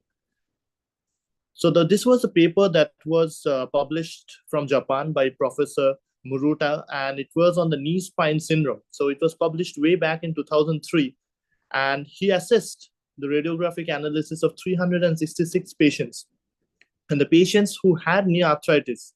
And this patient having the knee arthritis had significant flexion deformities of the knee. And he found out that the lumbar lordosis was significantly reduced in the patients whose limitation of extension of the knee was more than 5 degrees. And he thus came to the conclusion that altered lordosis and the loss of sacral inclination results in increased stress upon the disc, which results in a disc degeneration, and which in turn results in radiculopathy. So this is absolutely important for maintenance of a knee, spine, and the hip axis to be absolutely in a sagittal vertical plane. Otherwise, it can lead to symptoms like this. Now we are in a current scenario where everything is evolving around us, and we are very commonly seeing in our day-to-day practice that the incidence of the knee osteoarthritis is on the rise. And even this early onset of knee degeneration burdens the spine in this young age group. So knee osteoarthritis present delayed and advanced stages due to the lack of awareness in young population, and this leads to increased incidence of the lumbar spine degeneration. The elderly, as a result, suffer from poor quality of life, and correct identification of the main pain generator is important. Otherwise, it will lead to suboptimal results post-surgery. So can we afford to miss the spine degeneration component? So this is an interesting article which was published in the Asian Spine Journal. And this was a study on the patients who underwent total knee replacement procedures with coexisting lumbar spondylosis symptoms. And there was an analysis of 200 patients, and it was found that 60% patients undergoing TKR had symptomatic lumbar spine degeneration. The mild to moderate patients did record a good functional outcome scores post the TKR surgery, but the severe group included the 10% patients, and they didn't record that much significant improvement post-surgery, and therefore they had to undergo a secondary spinal procedure for relieving the pain. A similar study was given by Chang et al. And he also did a similar study that the coexisting lumbar spondylosis in patients in undergoing total knee arthroplasty, and it is how common and how serious. So he assessed around 225 patients and found the incidence to be almost 89%. And out of that 89%, 51 patient. Your screen has disappeared. 1 second, sir.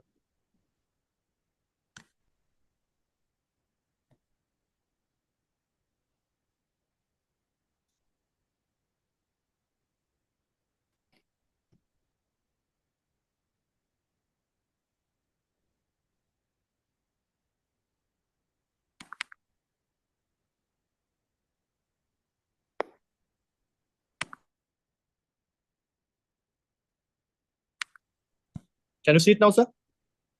Yeah, it's visible. So I was in this slide, or sir, I skipped some slides. No, these are, yeah, you are in this slide. Okay.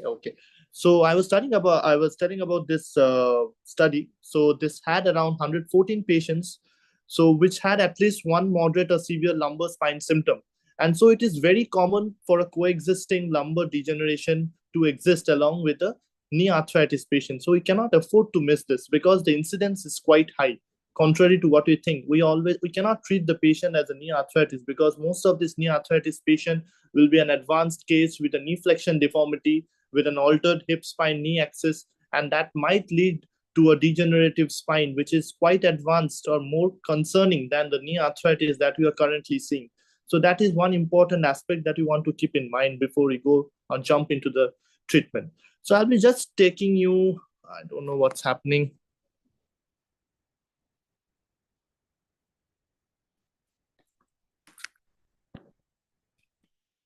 It again stopped, I think, no, sir?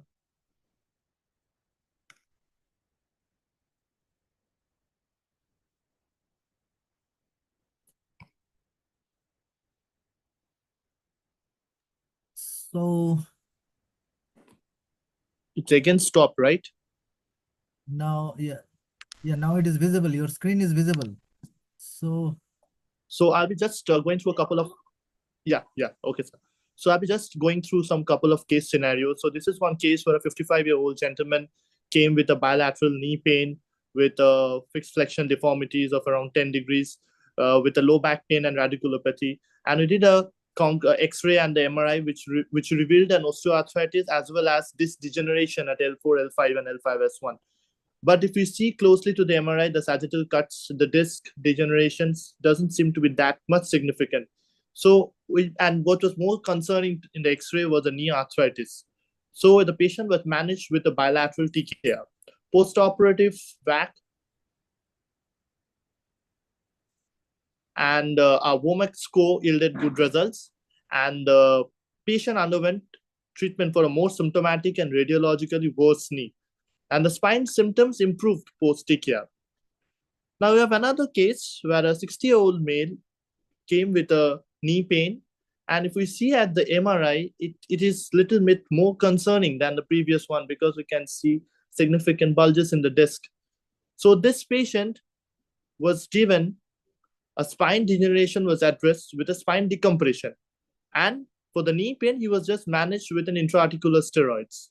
And post-operative, the functional outcome was very good. The patient did not complain of any residual pain. And here, we have managed the spine symptoms first, and the knee arthritis symptoms were conservatively treated. So this is important to tailor the treatment protocol according to the need of the patient, and it is very important to pay attention not only to the knee, but also to the spine in this kind of patients. So I'll be coming to a couple of discussion regarding the literature that we have regarding this knee spine syndrome. So it was first given by Suji et al., who did analysis of the knee spine syndrome. And he stated that the decreased lumbar lordosis and the sacral inclination lead to increased knee flexion in the Japanese population, and it's strongly correlated with the coexisting spine changes and the patellofemoral pain. So a similar article by Harato et al., he also hypothesized that the knee flexion contracture leads to spinal imbalance, and this imbalance leads to this knee spine syndrome. So it is very important to maintain the axis.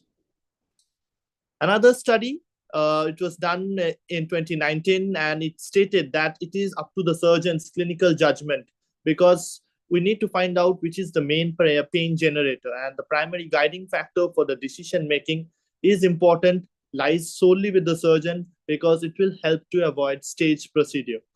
Oshima et al. Again stretched on the hip knee spine axis and emphasized on the posture maintenance as the key. And it is important that the sagittal vertical axis has to be maintained for a good quality life. In an article by Goodman, it stated that spine surgery first in absence of deformity of the knee, while knee surgery first in the presence of the severe knee deformity. And perhaps the most important paper that we have till now was given by Gaurav Govil, and it was on the knee spine syndrome. And he also stated that what is the dilemma when the knee osteoarthritis coexists with the spine degeneration. So he had made a very simple flow chart that we can follow. And accordingly, we have this flow chart. If we closely look into the picture, we have the following group of patients. The OPD patients coming as knee pain, presenting as knee and back pain, and another group as back pain. So what is important at this stage is to take a thorough good history. So history will tell us everything. What is the pain, how it is generating, what time, whether it is active, aggravated on movements, on certain, what is the lifestyle of the patient. He's a mechanical walker, he's a manual laborer, doing some forward bending activities. That is important, because that will help us to determine what direction the treatment is going to go. So after history, what is important is the examination and radiology. So we have to examine the knee, we have to take a minute and look at the spine also, because we might be missing some important findings. And radiology, we definitely will be taking x-rays of the knee joint, we will be taking the standing x-rays of the knee, but accordingly, we have to take the spine x-rays, because we often miss the spine degenerative spondylosis in those cases. And we can, if you're having a radiculopathy pain, we can even do an MRI for that, because that is all going to help in the treatment, and it will prevent suboptimal results if the proper pain generator is not addressed too. So the take-home message from this thing is that what is important is we have to take a thorough history, we have to do a proper examination of the knee, we have to do an examination of the spine, and radiological evaluation is important. So nowadays, with advance in medical science, we do have the nerve conduction studies, we do have the local injections, where if we can do a transforaminal block, if to find out whether the pain generator is from the spine, we can do a hip injection to see whether it's the hip pathology. So this all can help to differentiate the primary pain generator and help in finding out this hip, knee, spine puzzle. So, but accordingly, we have also seen previously what are the red flag signs of the spine. That is also important. So clinician also needs to be aware of those things. So where do we stand to solve this dilemma? So this is one important question that comes towards the end of the talk. So it is up to whether to operate on the knee or the spine first. This preference of the surgery needs a clinical correlation, and it still continues to be a puzzle, because very clinicians and surgeons are still in the dilemma which one to treat first. So there is no sufficient evidence available to guide the choice of treatment. But yeah, definitely it is up to the surgeon's choice. We need to do the history taking, the clinical examination, whatever I have spoken before. A clinical judgment following a thorough physical examination and radiological assessment remains the guiding factor for managing concurrent knee spine degeneration. So these are my references. Thank you. Thank you, our budding spine orthopedic surgeon, Dr. KOUSTAV MUKHERJEE. And this is a very good topic. Actually, I can tell about one of my cases. Last December, I've got a lady. Her one knee was operated in Bangalore. She has severe knee osteoarthritis in the other knee as well as she had severe spinal canal stenosis. What was her complaint? She was bedridden for 6 months, and then seeing the severe osteoarthritis, the knee was operated at Bangalore. But when she was on her feet, she was immediately become stoop posture with severe back pain as well as claudication. And she came to me. I have given a steroid injection in the spine, epidural steroid, and have seen that the pain is reduced, spinal pain. So I've seen that the MRI was just like your second case. There was listhesis as well as severe stenosis.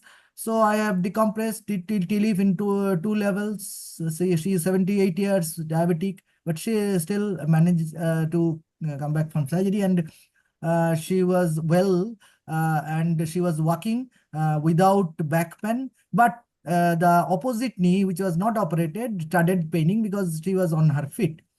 And finally, I did take care in the second knee, and now she is walking without any aid at this age, 79, and she is fine. So this is a very good topic. We get many patients, and we need the joint effort among the orthoplastic surgeons and the spine surgeons. So the next topic will be discussed by Professor Khetromadov Das. She is a senior consultant and physiatrist in the faculty in West Bengal Medical Education Service, as well as a visiting consultant in physiatry department of Fortis Hospital. Professor Khetromadov Das will speak on the role of rehabilitation in chronic low back pain management.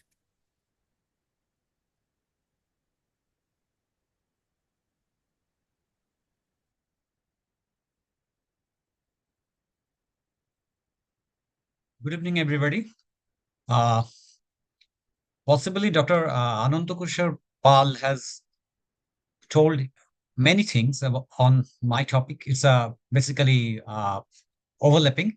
So I think that my role of rehabilitation in chronic low back pain management, today I am going to talk on this, but possibly he has made my job easy and at the same time short also. So I can assure you that I will not cross the time limit because I don't want to repeat the same thing. But at the outset, I'd like to thank Dr. Chinmayanath for inviting me to this beautiful, not only the symposium, but also the organization. And I have already decided that I will join that organization very soon, if not tomorrow. Okay.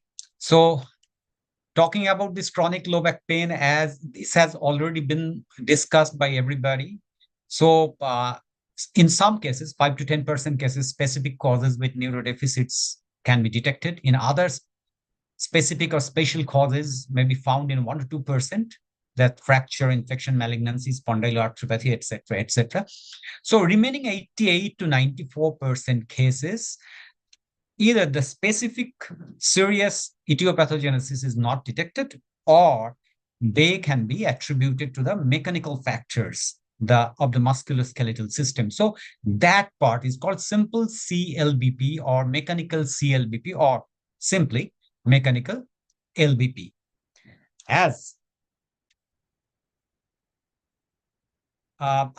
So in 8 minutes, it is not possible to cover the rehabilitation of all this low back pain. So I am concentrating on mechanical LBP only.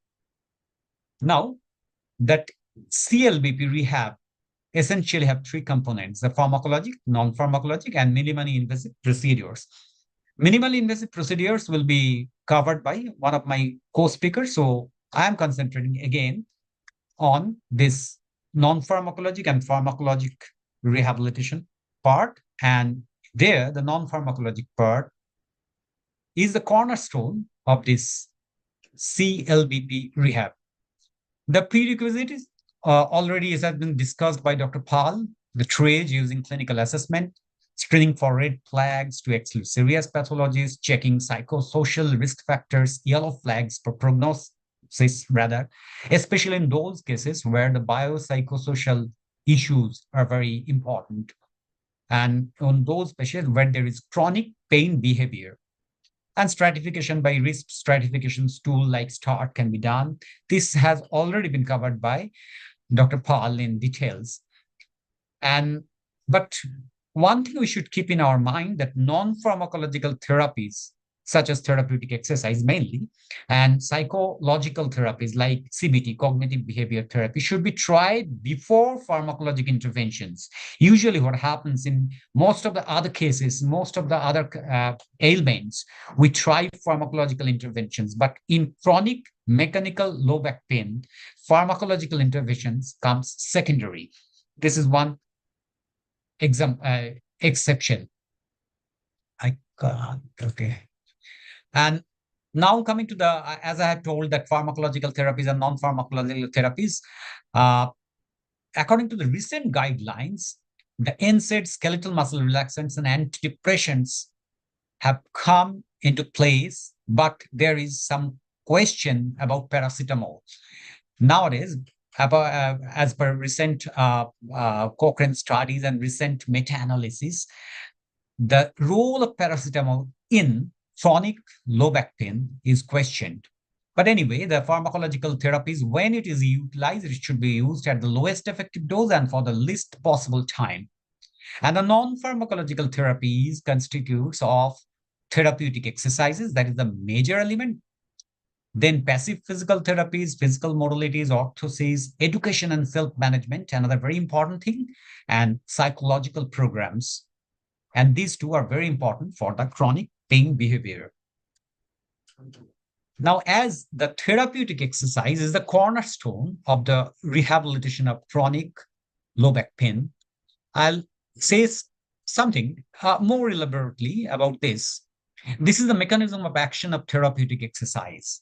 This acts through pain modulation as well as biomechanical correction.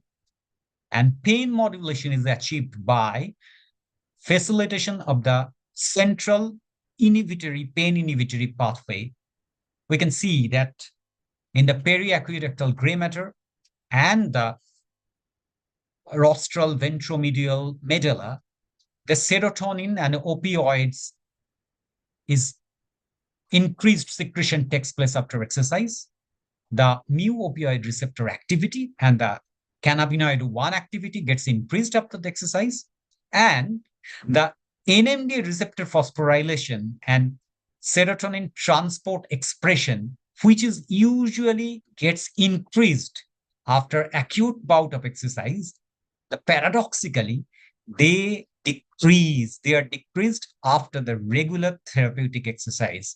So facilitating that central inhibitory pain pathway.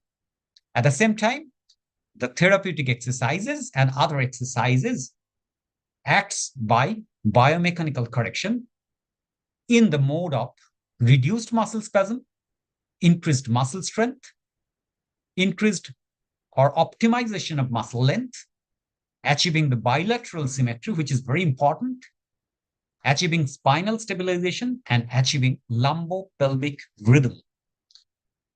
And we'll discuss that exercises here applied to the chronic CBL, chronic LBP is basically of two types. One is specific therapeutic exercise and other is non-specific exercises. So the specific therapeutic exercises are basically targeting the biomechanical correction, while the non-specific therapeutic exercise, they more profoundly act on the pain modulation pathway. Now, the therapeutic exercises are the first line management, as I have already mentioned. A diversity of types of exercises should be used because, according to, again, the recent guidelines, no evidence available to show that one particular type of exercise is superior to another. And again, the individual or group exercise program can be instituted as per availability, but whenever group exercise program is instituted, it should not be at the cost of the individualized approach. And as I have already mentioned, it should be both specific and non-specific exercises should be coupled, and therapeutic exercises should be tried first. As we can see to the flowchart, then therapeutic exercise can be coupled with psychotherapy. If the desired effect is not achieved, then therapeutic exercise, psychotherapy can be added with pharmacotherapy. And finally, the minimally invasive procedure can also be tried. Now, coming to the specific exercises, This is basically the strengthening and flexibility exercises of these muscles. Dr. KOUSTAV MUKHERJEE was talking about the spine knee syndrome. So we should always keep these things in mind, that nothing is a separate part. They're basically a part of a larger kinetic chain. And that is the reason why the strengthening and flexibility exercises are not restricted to back extensors, anterior abdominals, trunk rotators, or oblique abdominals, but they also concentrate, core stabilizer, they also concentrate on hip abductors, hip extensors, and hip flexors. And the core stabilizers are the fundamental to the therapeutic exercises, at least the management of chronic low back pain is concerned. So that stabilization comes first, and that is achieved through, all of us know that the stabilization in neutral progression, then the bridging progression, then the kneeling progression, and finally the quadruple progression. And coming to the non-specific exercises, that can be anything like walking, pilates, tai chi, hydrotherapy exercises, yoga, stretching, progressive relaxation, McKenzie exercise approach, and back schools. And as I was highlighting, that specific exercises, the mechanism of action of specific exercises is more profound on the correction of the local deranged biomechanics, while the non-specific exercises targets the central pain inhibitory pathway. And these are the other passive non-pharmacological therapies like passive physical therapies, the massage, spinal mobilization, acupuncture, spinal manipulation, etc., not usually endorsed because they, not only because of their possible potential side effects, but at the same time, because of the lack of evidence. And that is the reason why it is optional in some guidelines, rather in a few guidelines. The other passive methods like bed rest, absolute rest, non-specific movement restriction is absolute no-no, not recommended at all, because they're associated with increased disability. Rather, the relative rest, activity modification, or to be more precise, specific activity modification, postural control, LP rhythm rectification, gait correction are recommended because they are found to be beneficial. Coming to the physical modalities, the shortwave therapy, IFT, UST, traction, all are not recommended as per recent guidelines because of the lack of evidence. Only TENS has achieved a better place because it has mentioned as optional in some guidelines because they were thought to be possibly beneficial, but at the same time, it was also commented that they need further evaluation by more randomized control trial. And coming to the orthosis, LS belt or LS brace, we are not recommended in chronic LBP. And if it has to be given in some cases in listhesis or some instability or something like that, it should be coupled with therapeutic exercise so that the muscles doesn't get atrophied and the tensile strength of the soft tissue doesn't get reduced. And they should be used as little as possible for the as less period as possible. So the take-home message is that the non-pharmacological therapy is the cornerstone of rehabilitation management of mechanical chronic LBP. Psychotherapy, pharmacotherapy, and minimally invasive procedures can be used as add-on modalities.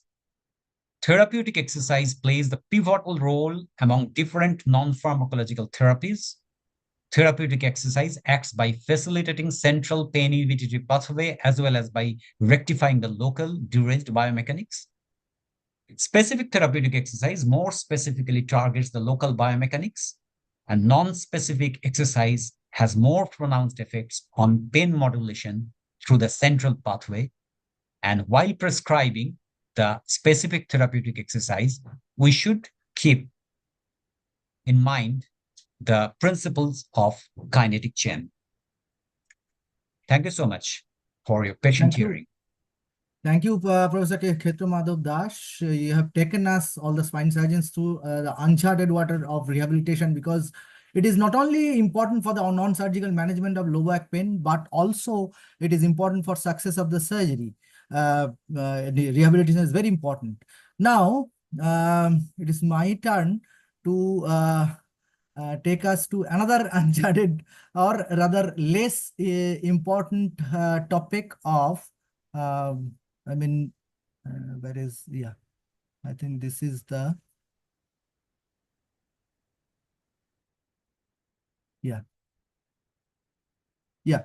So can you see my slides? The intervention. Yes. The interventional therapeutic options for chronic low back pain.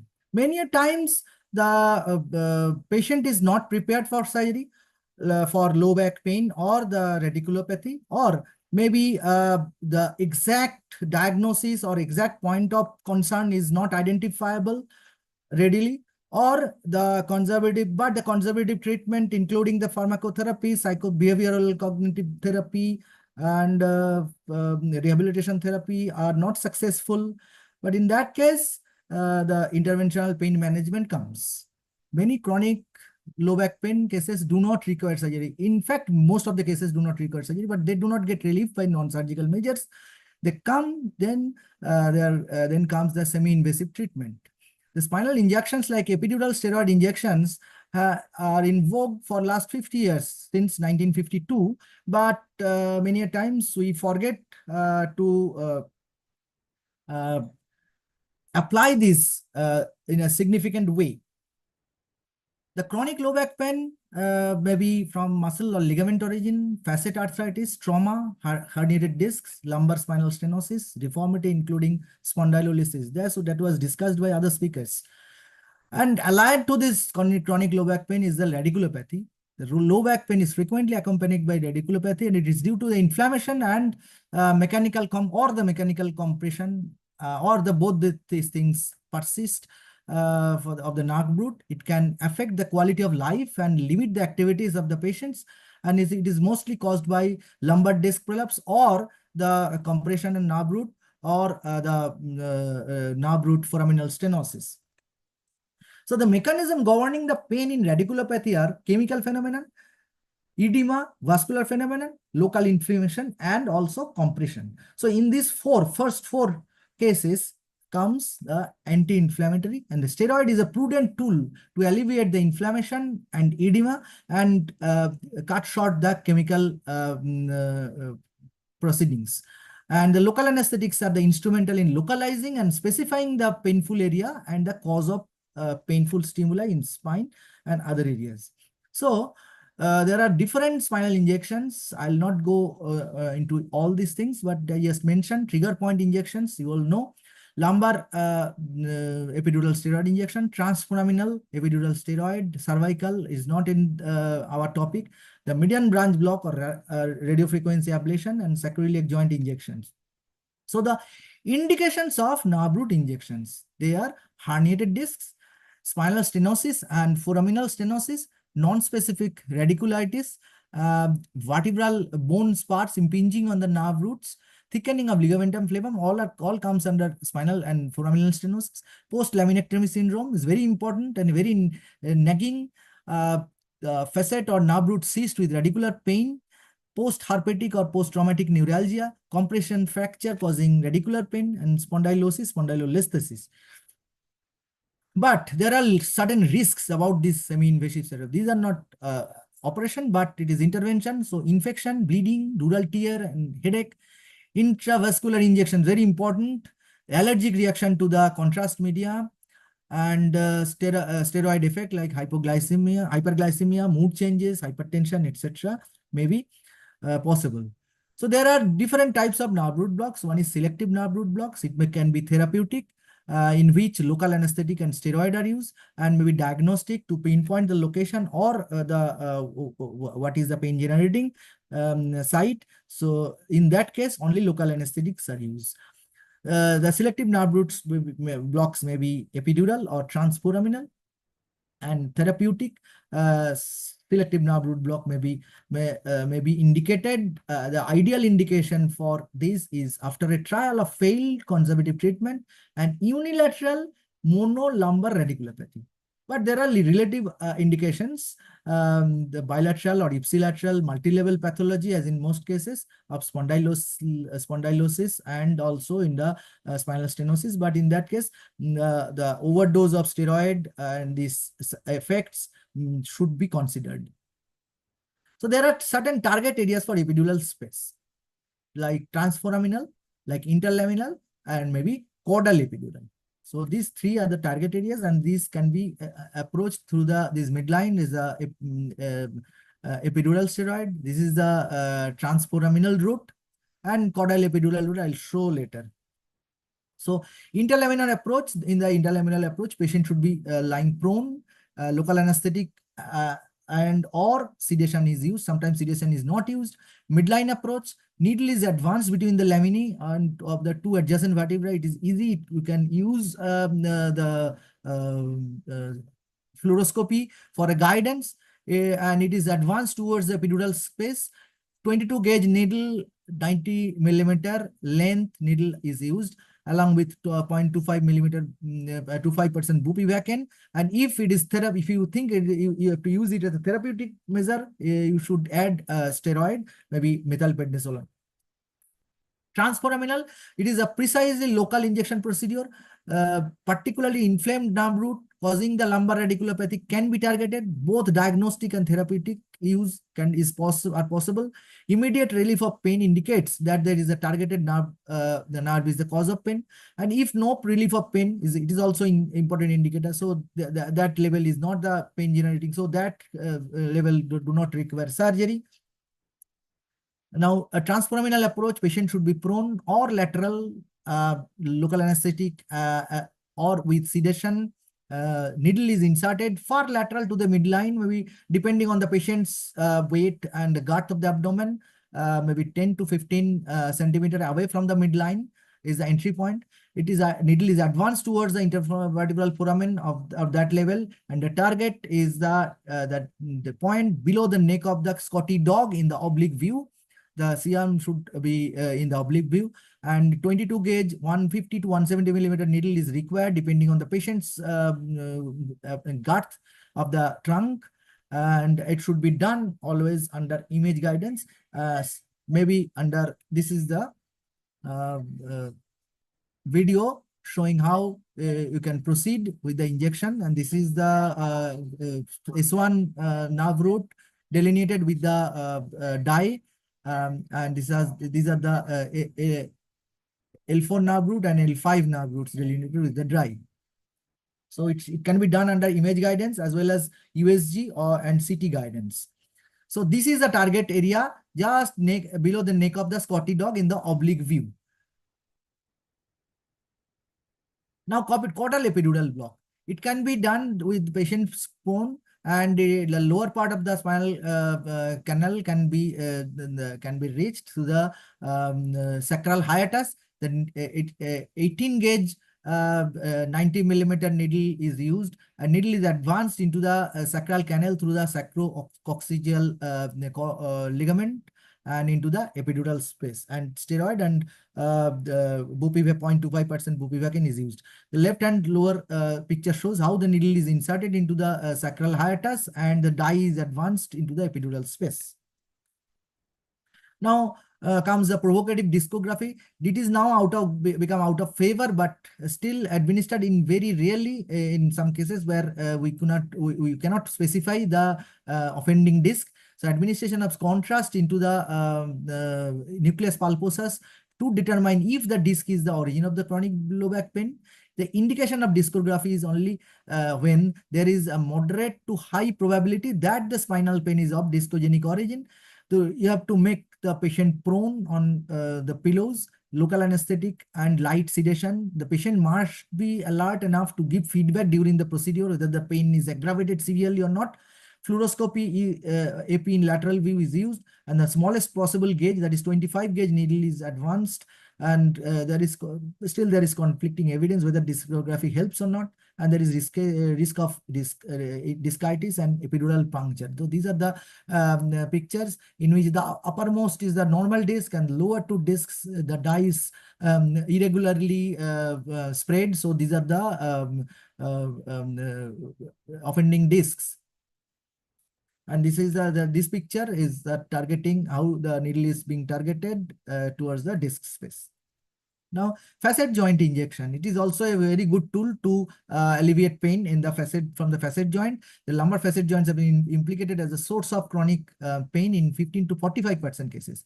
And it can be used as an intra-articular injection. Facet joint can be approached by or denervated by median branch block or radiofrequency ablation. And these are the intra-articular, this is how intra-articular facet joint block is given. It indicated in chronic low back or pain or failed back syndrome. A contraindication is infection, coagulopathy, contrast allergy, pregnancy, etc. Fluoroscopy guidance, CT scan guidance, and USG guidance may be used on anyone. And patient should be prone, and 15-degree oblique view is required with the C-arm, with 22 gauge 90 millimeter needle is used with bupivacaine if in case of diagnostic procedure, and bupivacaine plus steroid in case of therapeutic procedure. So facet joint block can be diagnostic and therapeutic, I have already told. Now, we can directly go into the facet joint and then inject the local anesthetic and steroid in the facet joint to alleviate pain. But the facet joint is supplied by the medial branch of the dorsal root. And say for instance, this facet is supplied by the dorsal root of the median branch from the dorsal root from above. This is the medial branch, and also another medial branch from the dorsal root from the downstairs. So it's a good alternative to block both the medial branch to that facet and see whether this facet pain is relieved or not. So then this facet is offending facet, and also sometimes it can be used therapeutically as well. Any facet joint is supplied by two nerves. AP and oblique view in fluoroscopy or CT scan guidance is required. The superior articular process TP junction of the upper vertebra is the target area. And in CT scan, this is the target area, see. And the superior articular process and TP junction of the lower vertebra is also the upper. And 22 gauge 90 millimeter needle is used with 2.2 millimeter contrast, and see whether the target is reached or not. And then if therapeutic, then bupivacaine and steroid as usual. So there is another thing, I don't have personal experience with this. There is sort of a procedure in which we can alleviate the pain by ablation, radiofrequency ablation of the median branch. It should be catheter guided to avoid complication, and there is radiofrequency currents which denervates the median branch to that facet to alleviate the facet joint pain. Now, nucleoplasty, it is also another procedure to alleviate the back pain if it is discogenic. It is considered useful for lumbar discogenic pain. Strict sterile condition in operation theater is required. IV sedation with 17 gauge needle and posterolateral approach towards the disc level and into the central portion of the disc is approached, and then fluoroscopy, then the coablation with the bipolar device is done. Sacroiliac joint block. If the pain is originated from the sacroiliac joint, then a needle is inserted in the SI joint. Patient should be prone with local anesthesia and sedation. 22 gauge 90 millimeter spinal needle is used, and the point is the 4.5 centimeter caudal to the posterior superior iliac spine of that offending SI joint. Now, finally, the coccydynia, it is also, it is not actually back pain, but it is also sometimes mimics back pain, and it is some conservative treatment may fail in some cases. In that cases, impar ganglion block is also a good alternative, and this is how you can approach directly into the into sacro coccygeal disc space, penetrate the disc space, into the ganglion impar, which is the Walther ganglion. It is situated it is a sympathetic ganglion situated retroperitoneally, directly in front of the sacroiliac-coccygeal disc, and it is done in prone position with 22 gauge spinal needle under the local anesthesia and sedation through sacroiliac. This is a video showing how the impar ganglion block is done with the dye showing that ganglion in front, just in front of the sacroiliac, just behind the rectum, in front of the sacroiliac joint. So these are all semi-invasive therapeutic procedures. There are other procedures which are not in purview of this meeting. So thank you very much for this meeting. And then finally, we will go into the surgery. The surgical treatment will be discussed, especially the minimal invasive surgical options for low back pain management by Dr. Anindo Basu. Anindo is waiting for long in Mumbai airport. He's joining from Mumbai airport. He's going to Mumbai for a meeting. So Anindo, please.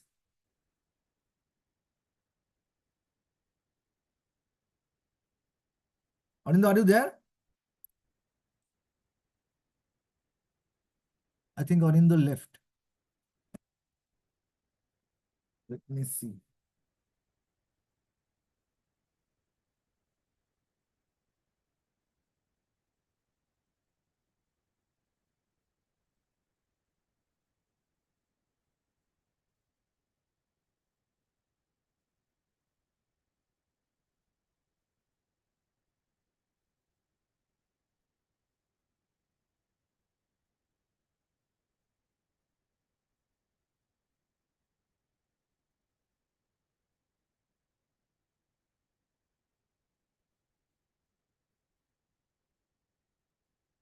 হ্যাঁ, তুই কি join করতে পারবি? তুই বেরিয়ে গেলি?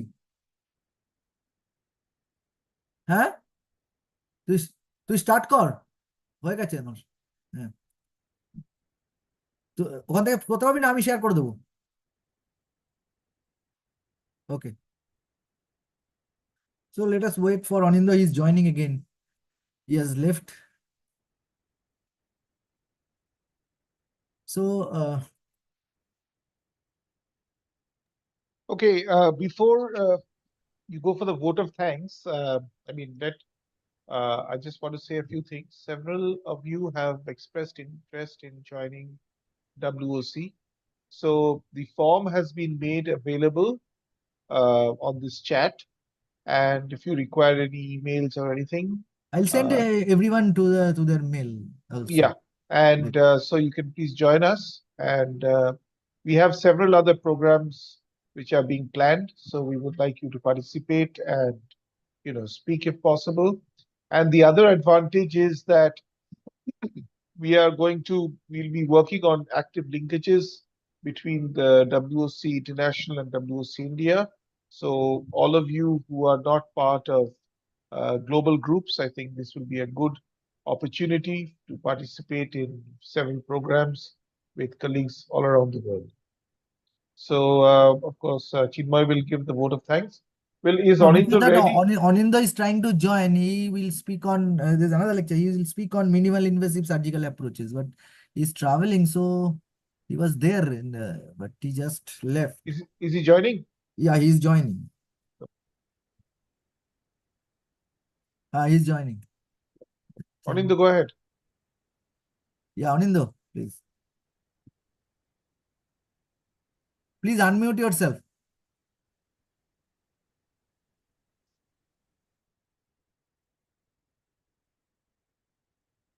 হ্যাঁ sir, শুনতে পাচ্ছেন? হ্যাঁ, এবার শুনতে পাচ্ছি। স্যার আপনি এটা প্লিজ ওটা শেয়ার করুন presentation as I'm unable to do that because I'm হ্যাঁ, এক মিনিট, আমি just let me open. Let me open Anindo. Is Anindo flying somewhere? Yeah, just flown into Mumbai. Right. Excellent. Maintaining the time. And I was waiting at the airport, hoping to make the presentation from the airport. But the driver is like creating a lot of nuisance and saying that you have to go with me, otherwise I'm not picking you up. I'm sharing on in the screen. Yeah. Thank you. Thank you. Yeah. Just if you roll the slides for me, that would be good. So Yeah. my topic today is minimally invasive surgery for back pain. I'm Dr. Ananda Basu. I'm a consultant in Institute of Neurosciences, Kolkata. Let's move to the next slide. Yeah, I mean, we all know the advantages of minimally invasive surgery.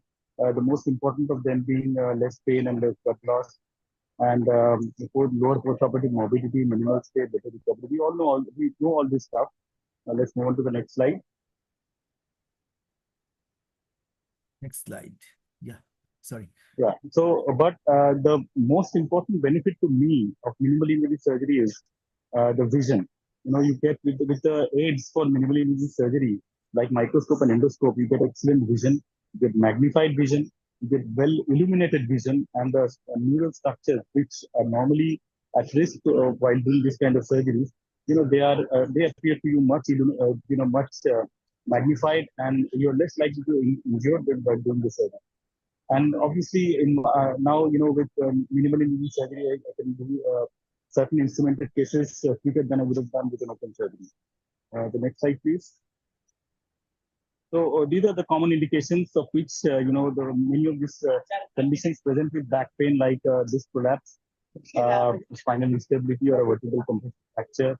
You can have metastatic lesions with spinal infections. All of these can present with back pain with or without a radicular pain. Next slide, please.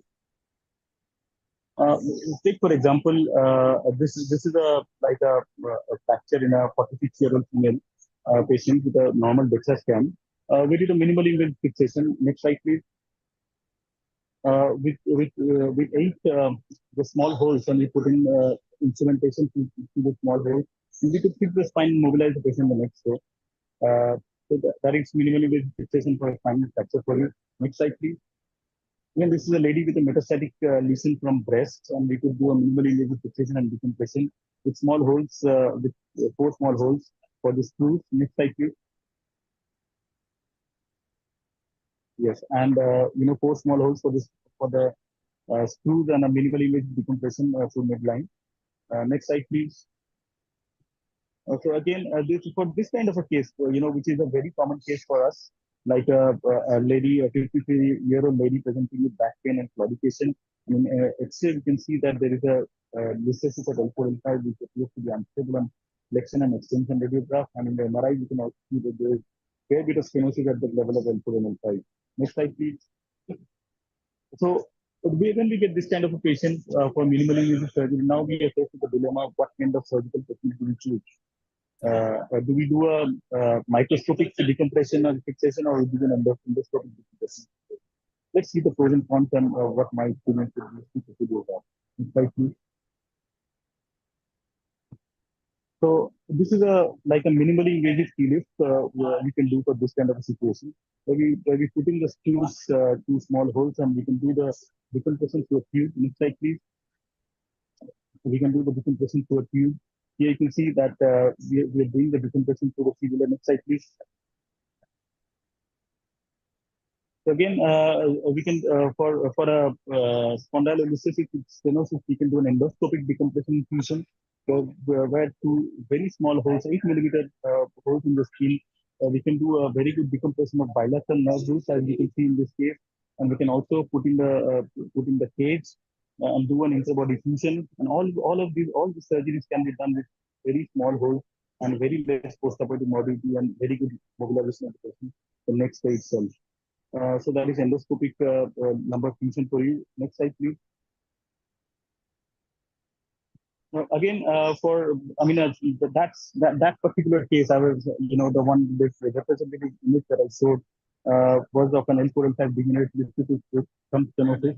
Also, all these procedures, minimal like a tubular relief or a minimally invasive endoscopic relief or an O-lift, this is an O-lift where we can make a small incision in the tummy and we can jack up in the foramen and indirectly decompress the spine, now giving good results as well. So this is also a minimally invasive procedure for treating low back pain associated with stenosis and instability.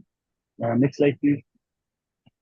So this is the post-op X-ray. You can see that the instability has been addressed, at the same time the foramen has been jacked open to create an indirect decompression. Next slide, please. So when we come to endoscopy, there are several types of spinal endoscopy. that one can do at this at the moment, and we have to. What I do is like I select courses for courses. I don't. I'm not a particular type of technique. I do not follow a particular technique for all my pathologies. So what I select a particular case, and when I see a particular case, I run in my mind what can be done for this patient, what can be done in my hand for the best for the patient, and that is how I select the patient. Next slide, please. So this is a perfect case for a transfemoral endoscopy, where you can see that the patient has a foraminal disc and very awake surgery under local anesthesia can take care of this problem. Next slide, please. This is a procedure where the patient is under local anesthesia, and we are doing for a foraminal disc like the one I showed you in the last slide. We're doing a transforaminal endoscopy under local anesthesia. So the patient winces with pain, only the painful procedure while we put in the cannula, but after that the patient is quite pain-free. And here we can see that we can take out the disc fragment which is there in the foramen. So it's a 10-minute job for a well-selected case where the disc is lying in the foramen. You just go in with your endoscope, patient is absolutely conscious in the local anesthesia, and you take out the disc fragment. The patient can virtually walk back home the same day itself. So there you can see the disc fragment which we have done for a minute left. Next slide, please. So my biases at the moment is towards unilateral bifocal endoscopy. Here in this image, you can see that I'm performing a lumbar decompression. I'm going into the disc space with my, with my assistant looking at the screen and myself as well. There you can see that the structure is so huge. It is more than the size of our head. The disc space is looking, it's such a magnified and clear vision of the disc space that we are getting through this endoscopic images. And that is what I tried to mean in my first slide, that it is basically my, the illumination and the magnification and the ease of work that makes minimal invasive surgery now very attractive, not only to the patients in terms of outcome, but also to the surgeons in terms of ease of working. We are taking out the disc, you can see, with such magnified images. Next slide, please. Again, this is a 47-year-old male patient with a big disc at L5S1. Next slide, please. This is a view of an endoscope where we can we are performing a UVE surgery where we have landed in the potential front space. We're trying to pull away the lamina, and then we started with drilling of the lamina. And we have reached the ligamentum flavum. Now we are trying to make a laminotomy and reach up to the upper level of the ligamentum flavum attachment. So all this surgery is being done through two small incisions of 8 millimeter each, and without damaging any muscle at all. There is no muscle cutting, no muscle burning. We are working in a potential space which is covered by fat and areolar tissue. Here you see that we have reached up to the upper border of the ligamentum flavum attachment. We are going to the opposite side. We are seeing the ligamentum flavum from the opposite side of the lamina. We can see the midline cleft there as well.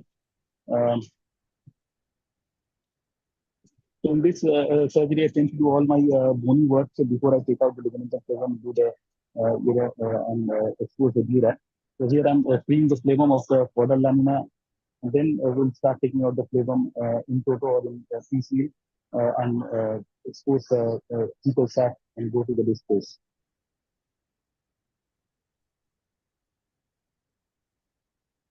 So the beauty of the surgery is that it's so minimally invasive, not only on outside, not only to the skin, but also inside. There have been studies which have looked into the paraspinal muscles. Condition of the paraspinal muscle post-op, immediate post-op, and post-operatively at follow-up, and they found out that with this kind of a minimum procedure, the amount of muscle damage is really, really less, and the patient's the tension band is well maintained, and we give a very good outcome in terms of post-op back pain to this patient as well. So here you can see that we have reached the disc space, made a hole in the disc space in annulus, and then taking out the disc. you see that the fragments will come out in a while.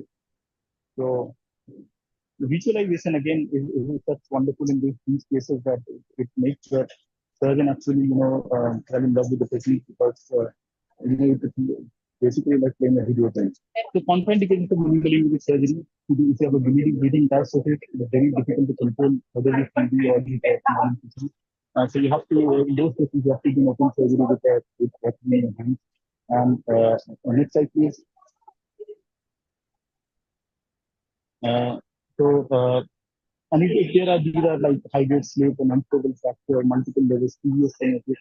These are situations where we can't, we can possibly apply minimally invasive technique, but it will be too much of a radiation exposure to the surgeon, as well as a surgery which is going on for 5 hours for a patient is no longer a minimally invasive in terms of exposure to anesthetic agents. So a minimally invasive surgery in true sense is something which can be over in 1 or 2 hours, and which is that means less anesthetic exposure to the patient, as well as minimally invasive in terms of muscle damage to the patient as well. So a surgery going on for 5 hours cannot be minimally invasive. That's my philosophy. So if we have these kind of situations, we go for open surgery still. Next slide, please. And these are all the aids to minimally invasive surgery of which we're going to have things in the future probably helping us, like robots are there in certain organizations. And the future is obviously augmented reality and next slide, please.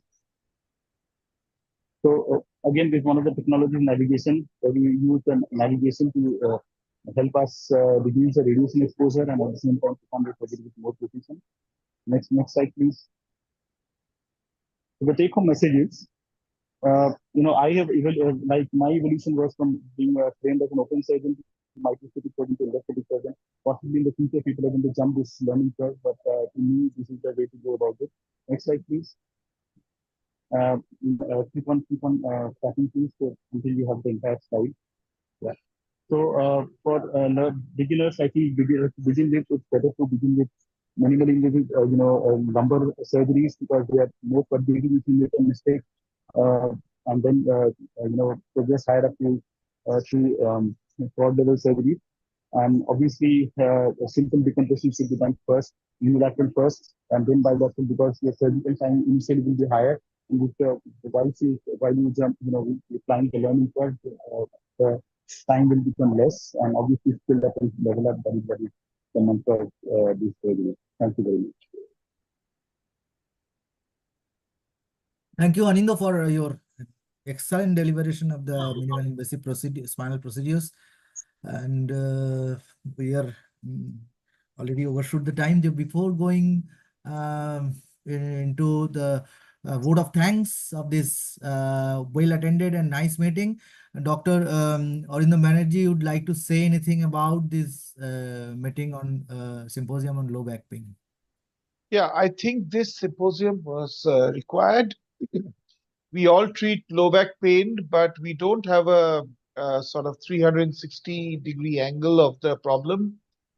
We only treat various aspects, surgical, people doing mainly surgical things. Those of us who are not spinal surgeons, we tend to go conservative, but I think it's required to know the subject properly. And I think today's deliberations, today's webinar added greatly to our understanding of the issue.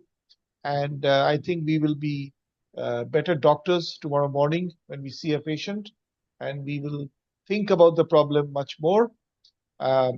In addition, I would like to say this is the first direct webinar organized by the EC of WOC. We are going to have several webinars which are virtual. We will have several symposium which are going to be face-to-face, and I request all of you to pick a subject, plan a program, and contact us, and we will work on it, and we will specify a date, and our collaboration with ORTHOTV will give us more outreach, and we will also be adding, I am active on several international forums, so we are going to be able to access them, and we will be able to make our thoughts visible, audible to the rest of the world. So thank you very much, Chinmoy. You've done a wonderful job.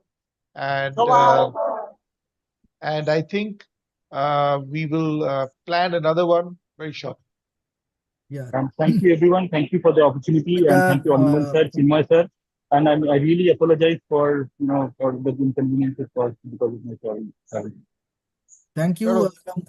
With this, I'd like to thank everyone, including Dr. ARINDAM BANERJEE, the President of World Orthopedic Concern, for reviving the World WOC India chapter, and also planning this meeting, and Dr. Shashinder, who was not able to join due to another meeting in Madurai. He is the Vice President of WOC India. I'll also thank Dr. Ashok Sham of Ortho TV and his Ortho TV team for giving us support and opportunity to air this program into Ortho TV. You should know that this program has aired and reached all over the world through Ortho TV. And I'd like to thank all the members of WOC India for joining and listening to this program, all the esteemed speakers of this low back pain symposium, all the viewers of the different parts of the country and abroad for making this online event very successful. Hope this will hold, we will hold more of this program like this in future. And also we will plan some other things like fellowships, and also the trainings of the underprivileged trainee of orthopedic surgeons in different third world countries, like in Africa, in Asia and South America. Well, later on we'll plan this, and also we can reach the remote areas with our World Orthopedic Concern India chapter. Thank you very much for joining and making this first event successful. We'll see you later. Good night. Good night, and thank you all. Good night, everyone. Thank you, and good night to everyone. Good night. Thank you. Good night. Thanks, Okay. Ortho TV team. Maharishi. Maharishi, are you there? Are you there? Okay, I think it's become a bit late, Yes, so sir. maybe he's So left. we will leave by ourselves from this meeting, and he will definitely close this Zoom link. Okay, thank you. Thank you.